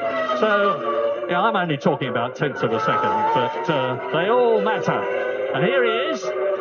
It was 3.6 seconds between him and Schumacher, but he's closing. There's no doubt about that. Lap 49 then. There is the Ferrari. Here is the Williams. Second place Schumacher, who is coming up behind the Minardi of, I didn't see who it was. I just saw the Minardi, and I'll soon tell you whether it was Lavaggi or Pedro Lamy, because no, Lamy's out of the race, so it's Lavaggi, who is about to be lapped for the 4th time. Here he is. There is Lavaggi with the green wing. There is Schumacher. There is Damon Hill. Now, Giovanni, move over. Giovanni, move over.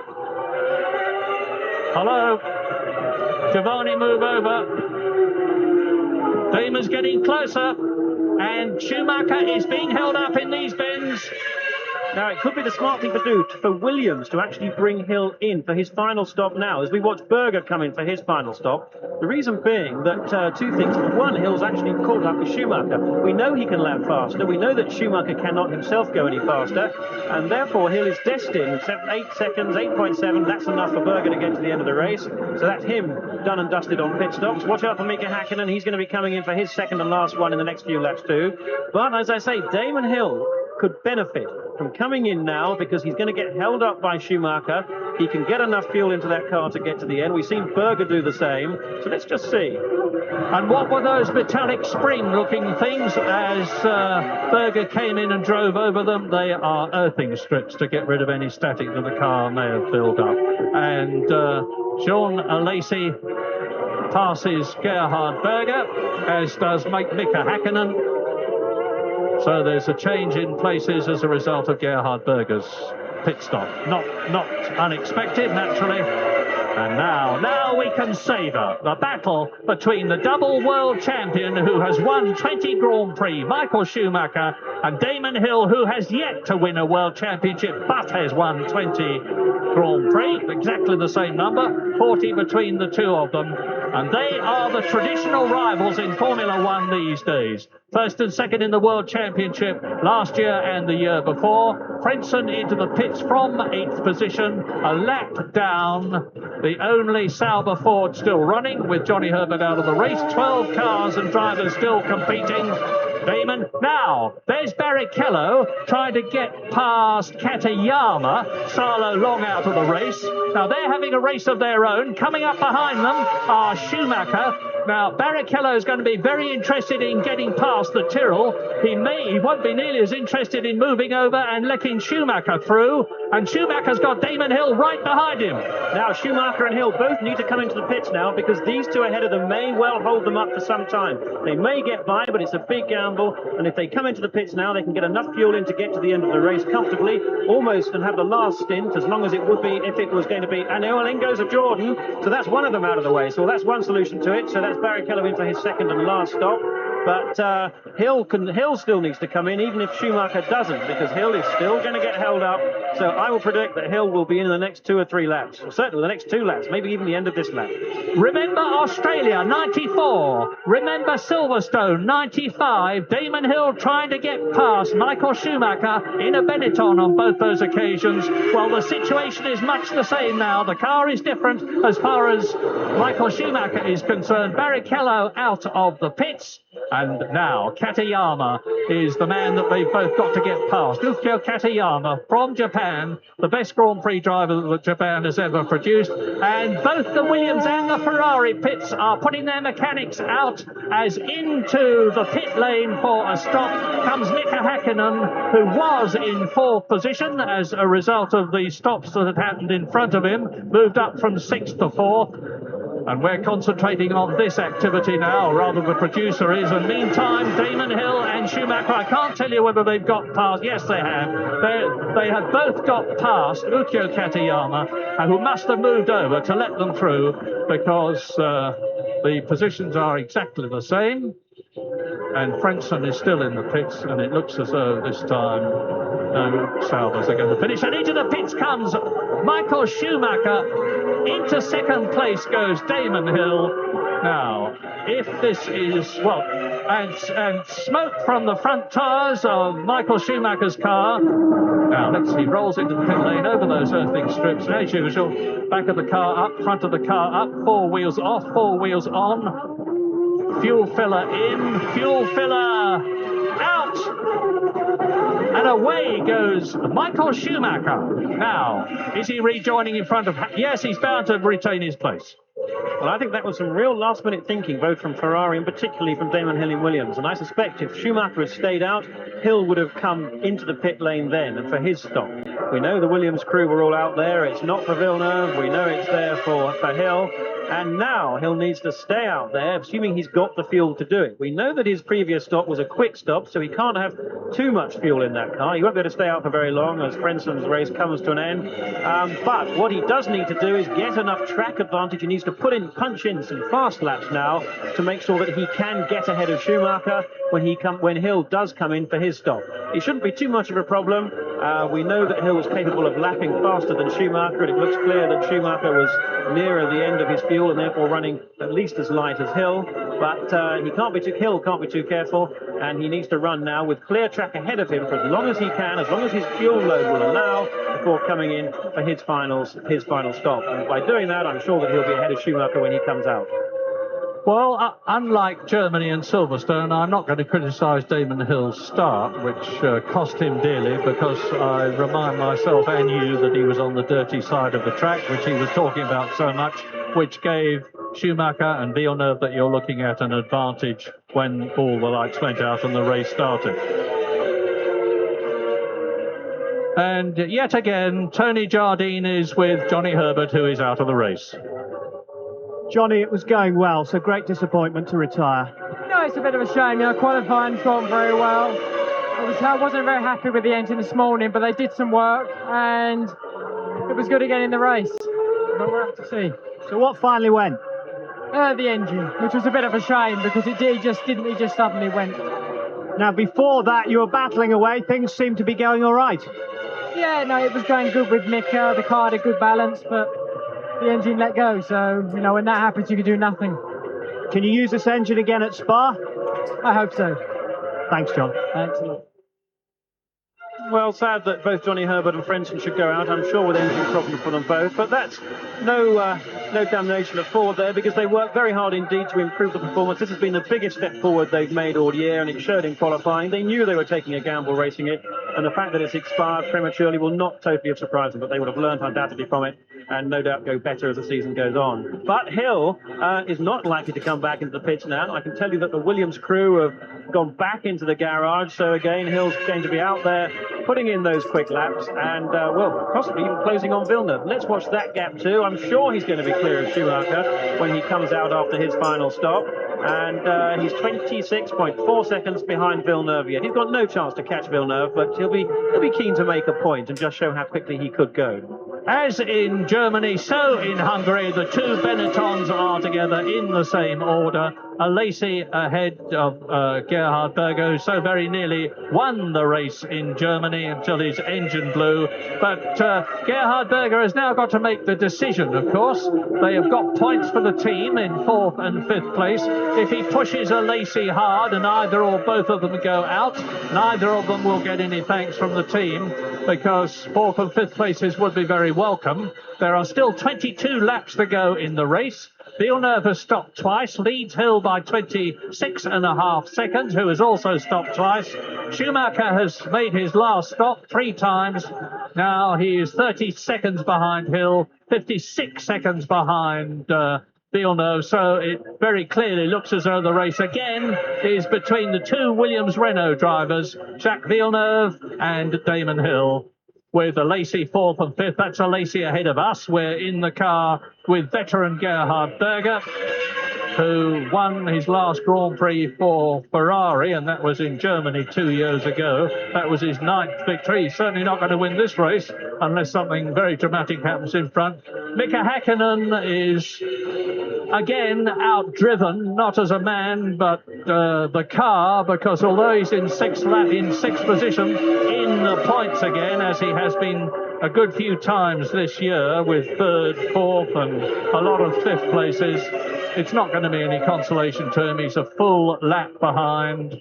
And in 7th position is Olivier Panis. 8th is Rubens Barrichello, who's been lapped. 9th, 10th and 11th. And the remaining runners are Katayama, Rosset and Lavaggi. So there are 9 retirements out of the 20 starters. And with 20 laps left to go, we've got another pit stop yet for Damon Hill and for Jacques Villeneuve. Now, Villeneuve being 26 seconds ahead, 25.6 seconds as my monitor changes in front of me. Villeneuve will be able to get into the pits and out again ahead of Damon Hill as we look at Gerhard Berger. Have a bit of a slide there, chasing John Lacey. But that won't really matter because Hill's going to have to come in anyway. So I don't think we're going to see Hill be able to challenge in any way at all Villeneuve unless Villeneuve has a problem. So that's going to remain pretty much the same. Schumacher also has had his last stop and he's destined for 3rd, reliability allowing. And of course, we know there's a big question mark about that. There's also a big question mark about Jean Lacey. He's currently 4th. Gerhard Berger, as we see, is right on his tail. But the question is, does Lacey have to come into the pits for a bit more fuel or not? I find it hard to believe that Benetton, who are past masters of strategy, would have given him the strategy, or a strategy, requiring that to be the case. But on the other hand, he wasn't in the pits for very long on that last stop, and he was still had 30 laps to go to the end of the race. So that's one to watch out for. But certainly Villeneuve, certainly Hill are going to have to come in.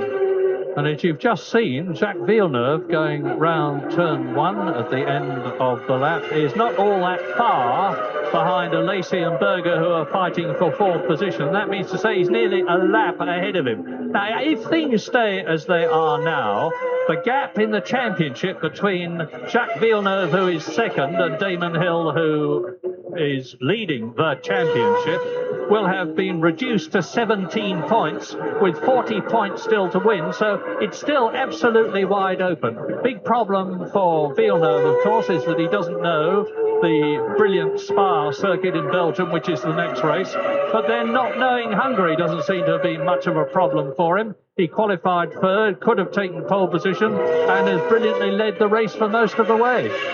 Well, Williams obviously ready there. I wonder if it's for Damon Hill, because he's far enough at 32 seconds ahead of Schumacher to have no problems getting out ahead of the German. Whereas if they stop Villeneuve at the moment, that'll put him right back with Damon Hill. And they could probably do without, albeit the very slight chance of the two Williams drivers stumbling over each other into that first corner. Well, I was clearly wrong there, because there he is. Jacques Villeneuve coming in. Hill will be in surely in the next lap or so after that. And we're looking at about another 7-second stop to get Villeneuve to the end of the race. He's going to be coming out very close, I would have thought, to Damon Hill, and indeed just one further lap before Hill himself will pit. We saw, incidentally, Villeneuve give that jab of brakes. That's where the speed limit starts. There's 50 miles an hour speed limit in the pit lane, and that's necessary for safety reasons. There we are coming up. Well, it's quite a long stop. It's a long stop. It's a very long stop. There's a problem with the right rear wheel, and this is precious time. This is the opportunity that Damon Hill's going to be looking forward to. 14.8 seconds. That's 8 seconds longer as a result of that. Hill therefore goes through, so Hill now leads, Villeneuve in 2nd.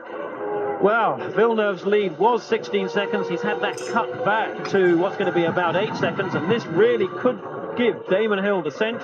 He may yet be able to do something about it, though. Of course, Villeneuve will physically be in front on the track. We could well see a tight finish to the race as a result of that. Problem with the right rear wheel nut on that Williams of Villeneuve. Wheel nuts seem to be a Williams Achilles heel. It was here in Hungary in 1987 that Nigel Mansell lost a wheel nut from the front wheel to cause his retirement. He subsequently went on and won brilliantly for Ferrari in 1989. And then Mansell, of course, had a wheel nut problem in Portugal. And there have been others. I don't know why Williams would have the problem and not other people, but it does seem to affect them. As you watch Michael Schumacher, and he is circulating in about 1 minute 22.5 seconds. He's in third position. He is enough distance in front of Berger to hold the position with the Lacey fifth. And of course, Damon Hill in the lead now with Jack Villeneuve down to second place. If is Damon Hill coming in? Now, that view that we've got through the camera is probably not far off the view that Michael Schumacher may have through his visor. It's unbelievable, but despite having rip-offs on the front of the visor, once those have expired and you've thrown away your last one, I think Michael has looking at him, once you've thrown away your last one, the amount of debris and oil that builds up progressively on the visor is absolutely extraordinary. And as a driver, you get used to it. You get used to your vision being progressively more obscured. You adapt to it. And the real surprise comes at the end of the race. As you tour in after your final lap, you come back to the pits, into the parc fermé, lift your visor, and you cannot believe how little you could see when you see how much daylight there is without the visor. But Williams are having a look at getting ready. We just saw one or two of them coming out of the pit lane. We've got this final stop for Damon Hill to come. We wonder whether Jean Alesi will need to stop again. And Berger's got ahead. Berger's ahead now of Jean Alesi. Well, it was really all a bit academic then for Jean Alesi. I suspect that he won't need to.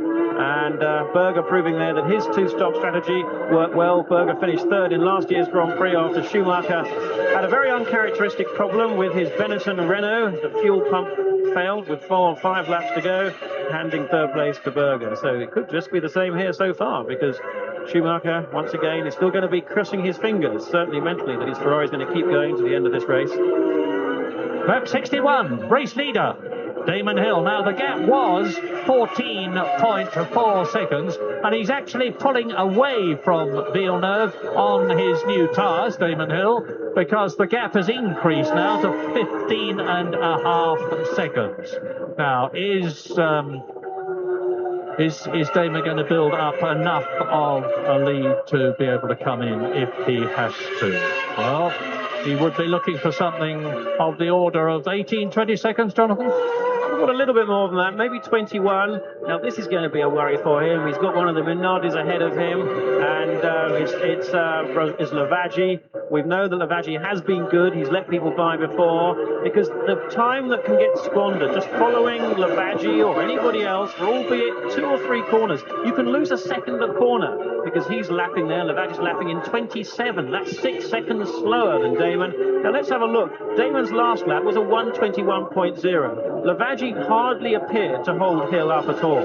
Now, we're going to find out just in reality how much he did hold him up, as he, in the next few seconds, don't forget, 21.0 was Hill's last lap. And as he crosses the line, I can tell you that his time this lap was a 22.3. So he lost 1.3 seconds just like that, although it didn't look as if Lavaggi was even holding him up. Certainly not more than one corner. Well, Lavaggi may well repay Damon Hill by holding up Jacques Villeneuve, who's now, there he is, and he's about 14-15 seconds behind Damon Hill as a result of Damon's loss.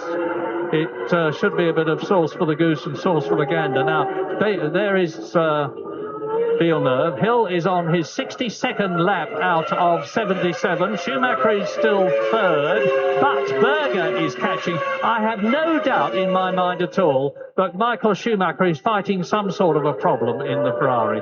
Maybe it's handling, because, as I said, the brilliance of Schumacher can overcome the deficiencies of the Ferrari for one lap.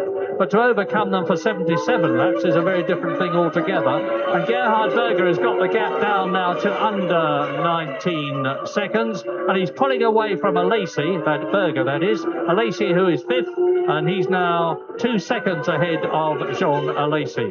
So Damon Hill coming through to complete another lap. The gap was 14.8 seconds as a result of Hill being held up by Lavaggi. We haven't seen whether Villeneuve has caught the Italian yet, and the gap is, well, I have to wait for Villeneuve to come through. There is Hill out of turn 1 into turn 2. Schumacher still holding that position, and again Gerhard Berger, and the Villeneuve is about the same distance behind.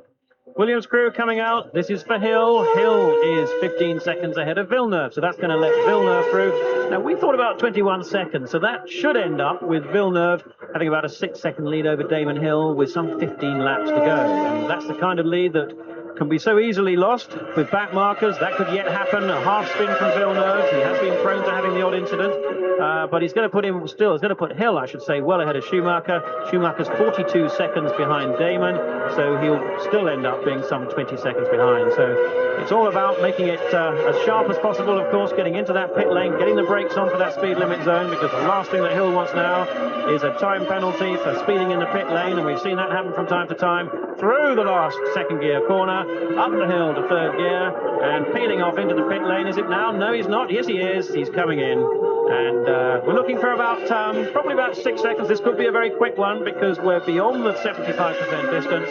And he's going to want every little bit of time he can get. See the black marks where odd cars, we saw Schumacher lock the wheels in a desperate attempt to make sure they get the speed right down. In he comes to a stop. Now let's watch that right rear wheel. We know that that was a problem on Villeneuve's car, and this is the kind of mistake. Well, it was very quick indeed, no problems at all. He keeps the same tyres on. Now that was interesting. Villeneuve has gone through. Now there is Villeneuve, and here is Damon Hill. That's how close it is going to be. Remember, Damon Hill is still in the 75-mile-an-hour zone. He isn't now. He's out and will be giving it everything he's got. But on lap 64, Jacques Villeneuve retakes the lead in Hungary with 13 laps to go. Damon Hill in second place, very close, and he is, of course, on new tyres. Michael Schumacher limping along in comparative terms, still on the podium. But in the background, you can see how close Gerhard Berger is, because Berger in fourth position, very close indeed to the Ferrari. But the battle up front is the one that's going to have everybody's attention with just those 14 laps to go in Hungary. Damon Hill has won this race twice. He won it last year and he won it in 1993. Michael Schumacher won it in 94 for Benetton and Lavaggi. Now this is Lavaggi holding up Villeneuve. Remember, he held up Hill, not very much. Back again with Michael Schumacher. And this should be Villeneuve's opportunity. It's a good place to get past the Minardi. It's got a V8 engine, and the Renault of Villeneuve with the V10 should just punch its way past him, and it does so. And now the roles are reversed. The boot is on the other foot, because the Damon Hill is going to have to pass Lavaggi again. Mr. Lavaggi could well be the man who inadvertently decides who is going to win the Hungarian Grand Prix. The gap between Villeneuve and Damon Hill was 6.6 seconds. And they are now the race leaders on lap 65 out of 77, with Michael Schumacher right out of it, over 40 seconds down. Yeah, a similar 1 second actually lost by Villeneuve with Lavaggi there, and of course Damon Hill did change the tyres and is on new tyres, and that's what he's going to need, every bit of grip to try and close that gap up there now, the 6.6 seconds, and he's now just got 13 laps to try and do something about it. We can see the brackets are the time that it was at the split. It was 6.5, it's now down to 5.5. Damon is going to be really determined. He will know, I think, in his heart of hearts, that he's not going to get by Jacques Villeneuve unless Jacques makes a mistake, which is always possible. He's not going to get by him. What he'd love to do is make a point here and just prove how quick he is. We've seen him put in some absolutely fantastic race stints. The mid-stint that he did at the German Grand Prix was sensational. Hill really is exceedingly quick, and he's going to make that point, I believe, in the next 13 laps. He's not going to want to take any chances. He wants to go for points, he knows that, and now it's Damon Hill who's got there, Lavaggi. Now, look at the marbles on the left-hand side. Hill goes on them, and Berger goes out. Gerhard Berger out in Hungary. He was in fourth position. That's the second race in succession, I'm guessing, but if it is his engine, he's not going to be at all pleased because it cost him the German Grand Prix. Now it certainly cost him points for fourth position in Hungary, but Damon Hill, is he past Lavaggi or not? He got the gap down to 4, and there's the replay. The engine goes in Berger's Benetton.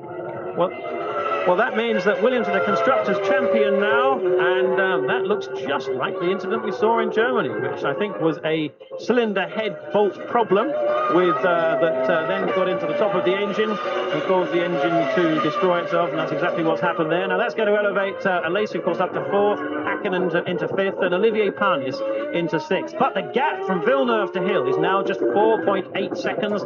Villeneuve will be aware, clearly, and it's 4.8 seconds on my screen at the end of the lap. I know you're looking at 5.8 there, but that's at a different point on the circuit. Yeah, but Lavaggi undoubtedly cost Hill time, something of the order of a second. But we're going to see now exactly what the situation is, because into his 66th lap goes Jacques Villeneuve, and here, bearing down on him, and as you can see, catching him 0.4 of a second, is Damon Hill. But he can whittle away at Villeneuve's lead, and even if he gets the nose of the Williams tucked under the diffuser of Jacques Villeneuve's car in front of him, if Villeneuve just holds his line, as Thierry Boutsen did in 1990 in Williams, then it's going to be Villeneuve's race, because Boutsen just stolidly, in a slower car than Ayrton Senna behind him in the McLaren, held his line, and even the brilliance of Senna couldn't get past the Belgian. And Damon Hill is really going for it. You saw him climbing the curbs there.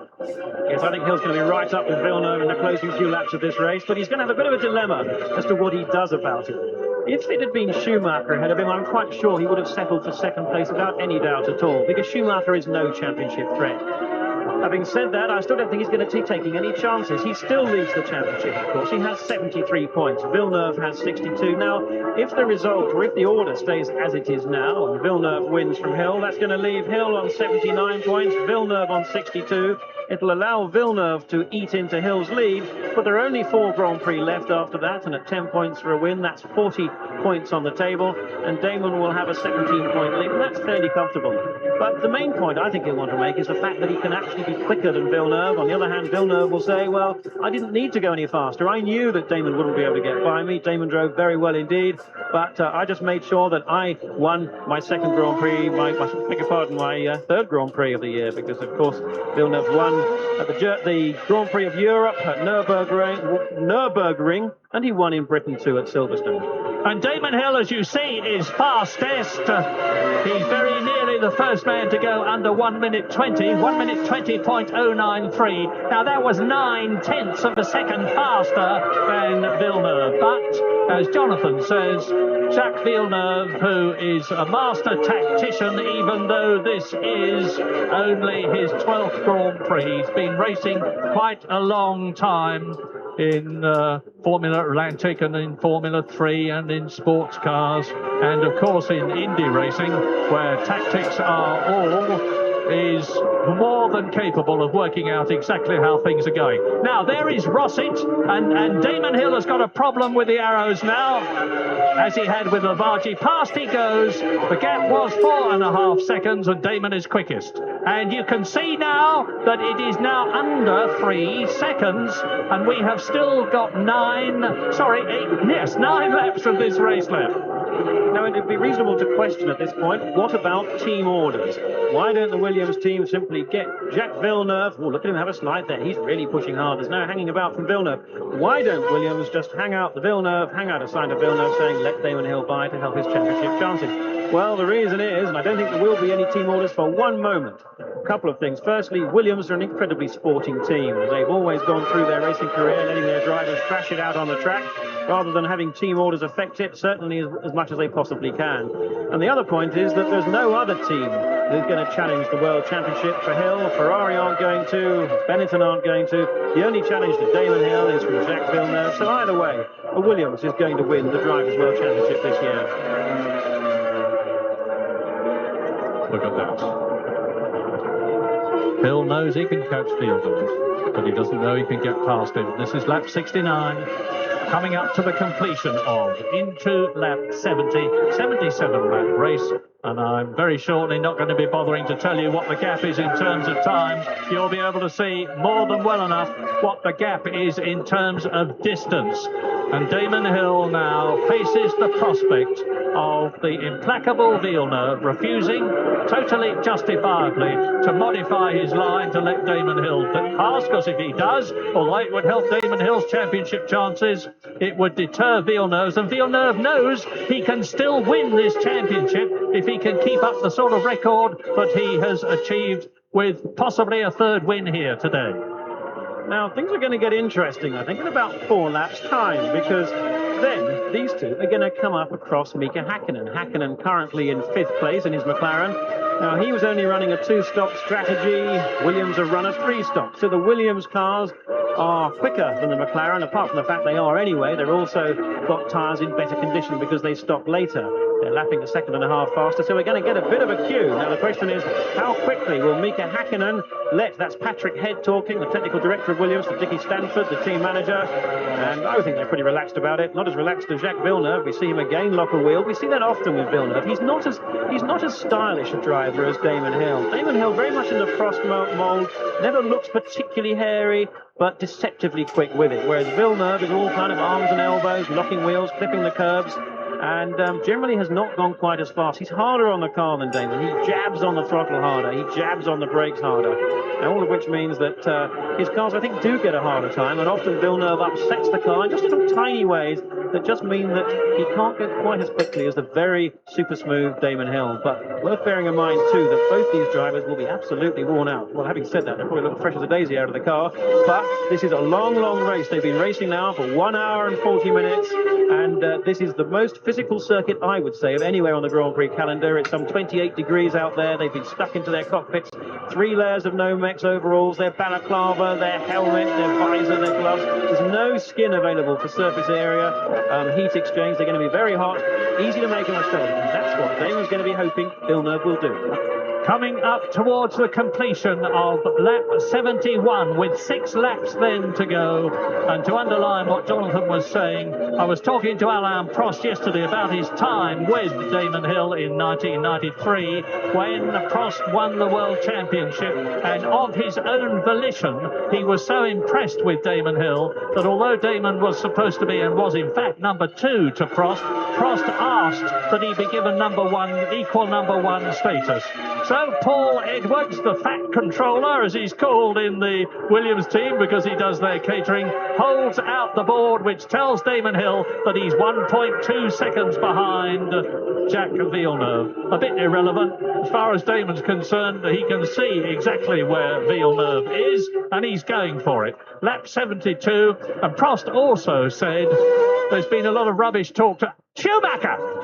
Michael Schumacher retires from the Hungarian Grand Prix, as did Eddie Irvine, and that makes, gosh, I'm losing count now. This is what, 9 retirements from 10 starts for Ferrari.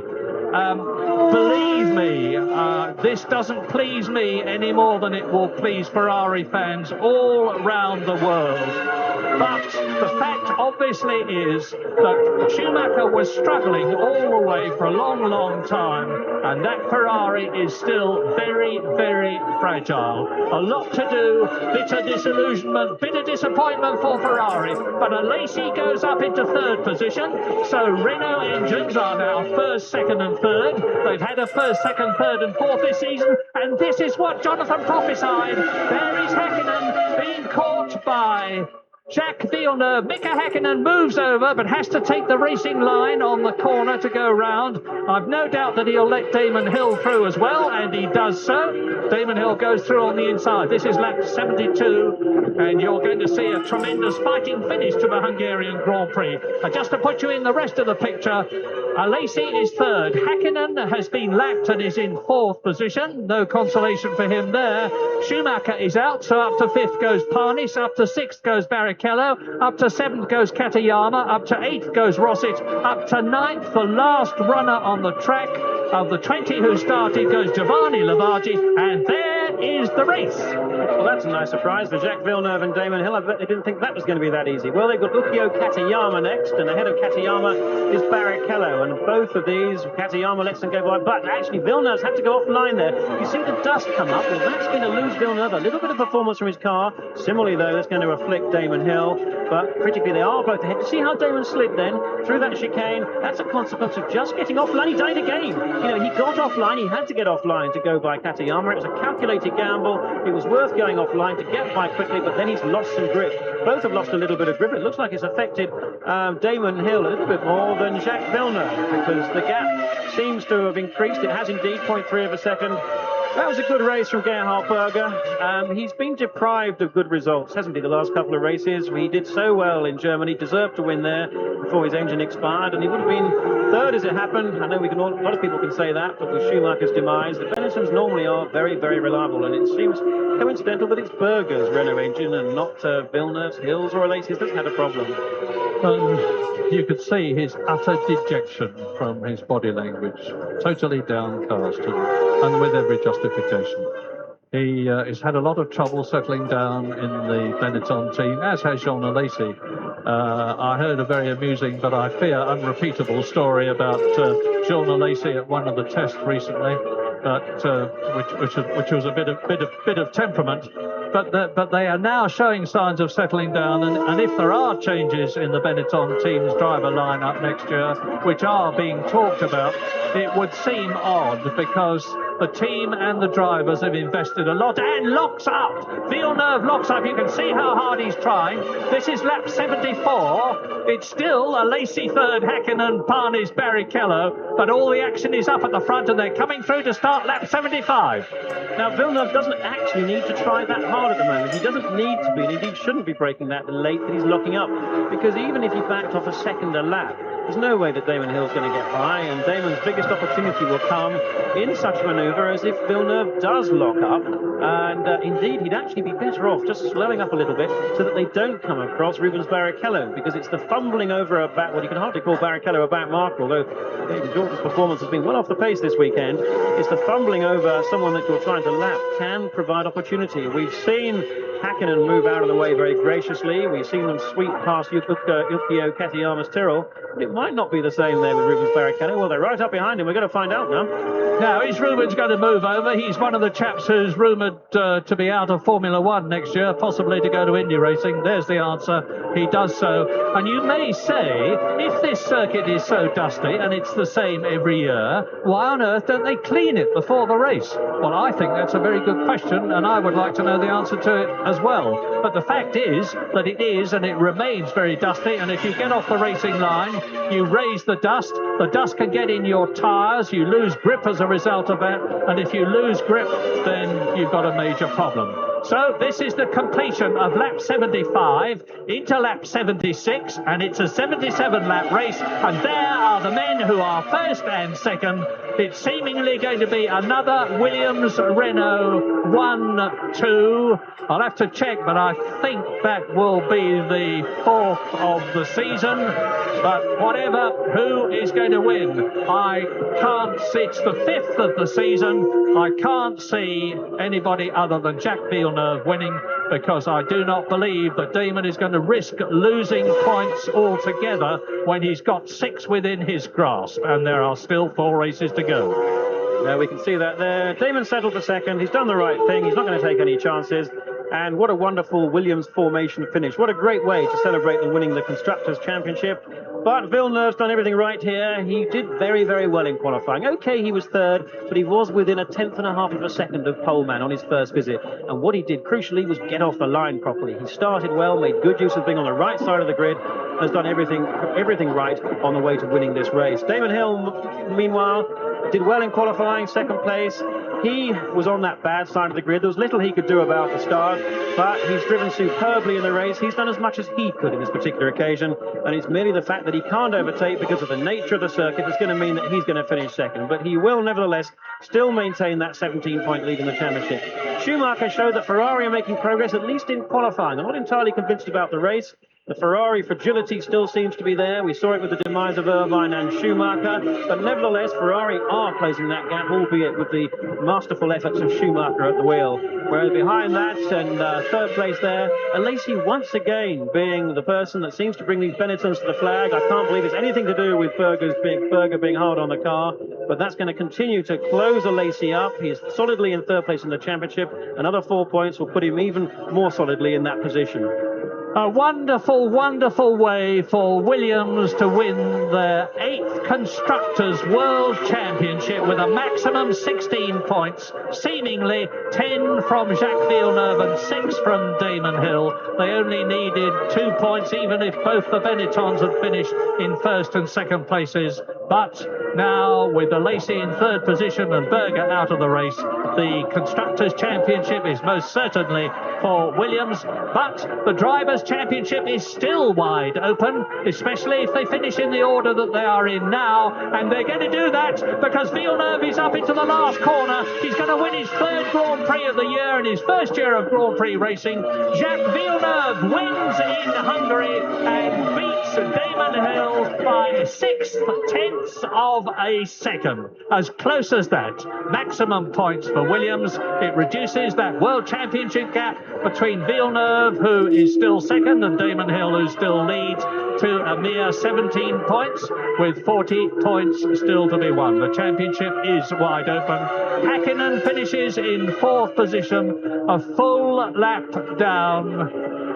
McLaren and Mercedes have still not got the answer. John Alesi finishes in third position. There he is in the Benetton Renault. And Parnis has finished indeed, because he's been lapped. In fifth position in the Ligier, with Rubens Barrichello again getting a point. But just as this race result is not of any great interest to McLaren and Mercedes, with one car out and Häkkinen only fourth, a lap down, so this race is not going to be of very much interest to Jordan, sadly, with Martin Brundle out when he went off the track in the early stages, and Barrichello 2 laps down. Jacques Villeneuve, we're riding on the Williams Renault now, and he waves to the crowd. A lot of them will not be giving the sort of wave back that he would like to see, because there is a gigantic German content in this Hungarian crowd, and what they wanted to see was their Schumi doing well. Well, their Schumi, Michael Schumacher, has done very badly with his 7th retirement in his 11th race for Ferrari. Let's just watch Alesi there. He seems to be driving in the marbles, and one of the reasons that is done, actually, is to pick up bits of the rubber on your tyres, because you can add to the weight of the car. And if there are any concerns about being light on weight, by driving through the marbles, picking up another 2 or 3 kilos, it might just make the difference. Just shows you what you have to think about if you're a race driver. And of course, one of the many things you have to think about is where he is now, although it doesn't. So that's the white line, which indicates where the pit lane starts.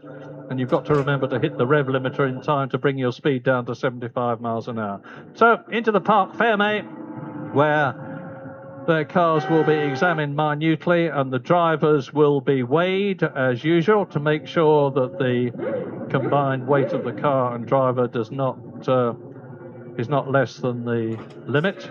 Damon Hill draws up second. There's a sad sight for Ferrari fans. Michael Schumacher being pulled in on the end of a tow rope. The last time that happened to him was the German Grand Prix last year, when he won the race in a Benetton, but stalled his engine as he stopped to take some applause. And Tony Jardine is with Patrick Head, who is the technical boss of Williams, who have just won the Constructors' Championship. First of all, Patrick, many congratulations indeed on the World Constructors' Championship. I believe for the 8th occasion. You must be very, very happy about that. Yep, can't complain. I mean, I think we just looked at this as another race. So the main thing is we're pleased to get first and second. But the Constructors' Championship, as it says, is for the team, and the team have done a fantastic job this year. We've really improved right across the board this year from last year, and they've all done a very good job. Yeah, great stuff. Now, back to your drivers. Jacques did a brilliant job here. He hasn't been here before. Yes, I mean, in general, he's sometimes had a few problems at some of the new circuits, but he really got the bit between his teeth and got this circuit sorted out quite early on, which I must say surprised us, because it's quite a tricky little circuit, but he did a very good job, and in truth, the result came from he made a better start than Damon, although Damon, from his grid position, was a bit higher. This track, because it's so dusty, he was on the dustier side of the track, so maybe Damon would have preferred to have been third on the grid. 17 points between them. The championship's still wide open. Still no team orders in the future? No, there's nothing in their contracts, and obviously I think the Drivers' Championship is between them now. It would be, put it like this, if we started putting a board out, I rather think it would be ignored, and I think maybe the principle of good management is to not try and achieve what isn't going to work, so there won't be any team orders. Little drink for the boys tonight, perhaps? Oh, I'm sure they'll have actually there might be a Karl-Heinz Zimmermann schnapps waiting down there for me, but I'm sure there'll be a bit of alcohol drunk. Many congratulations. Thanks for talking to us, Patrick. Not with any driving afterwards, I might say. All right. Thank you. How very diplomatic of Patrick Head. And Dickie Stanford, you just saw him, the Williams team manager. A very gaunt-looking Damon. He hasn't got an ounce of fat on him these days. He does about 5 or 6 hours of training. He is monumentally fit, especially for that run up the steps to the podium to join Jacques Villeneuve after the young Canadian's brilliant third race victory. A sad disappointment for Michael Schumacher. He keeps on saying we must work harder and improve, but surely even Schumacher, with his dogged determination, is going to get a bit depressed at what keeps on happening to him and his Ferrari teammates. So sadness for Schumacher, joy for Jacques Villeneuve and for Damon Hill in his usual driving suit, which looks as though it's been made for 2 other chaps much bigger than him. Jacques Villeneuve gets on the top row, the top step. Damon Hill second, Jean Alesi third. Williams Renault wins. Williams Renault second, Benetton Renault third.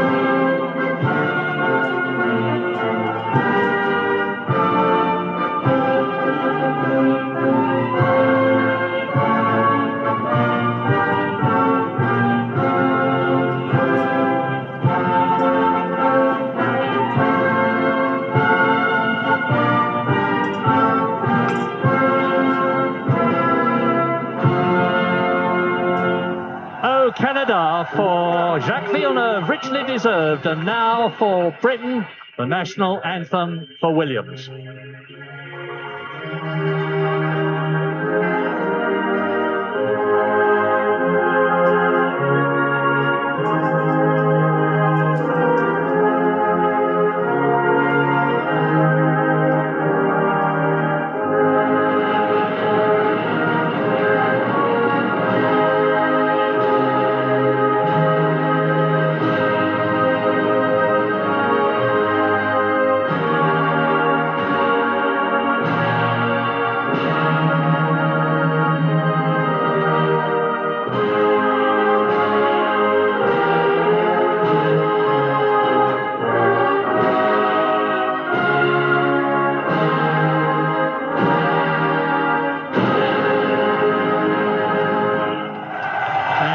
the foreground, Mr. Gyula Horn, who is the Prime Minister of Hungary, will present all the trophies to Jacques Villeneuve for winning the Hungarian Grand Prix, his third Grand Prix victory in his first year. Magnificent. To Damon Hill for his second, no, to Tiki Stanford for Williams for the Constructors' Championship and first and second places in Hungary. To Damon Hill for second position, which reduces his World Championship lead over his teammate to 17 points, and to Jean Alesi, who is third for the fourth time this year. Surely his chance will come. But it didn't come here in Hungary. A great race for Williams, a great race for Damon Hill, and especially Jacques Villeneuve, and a great race too, above all, for Formula One.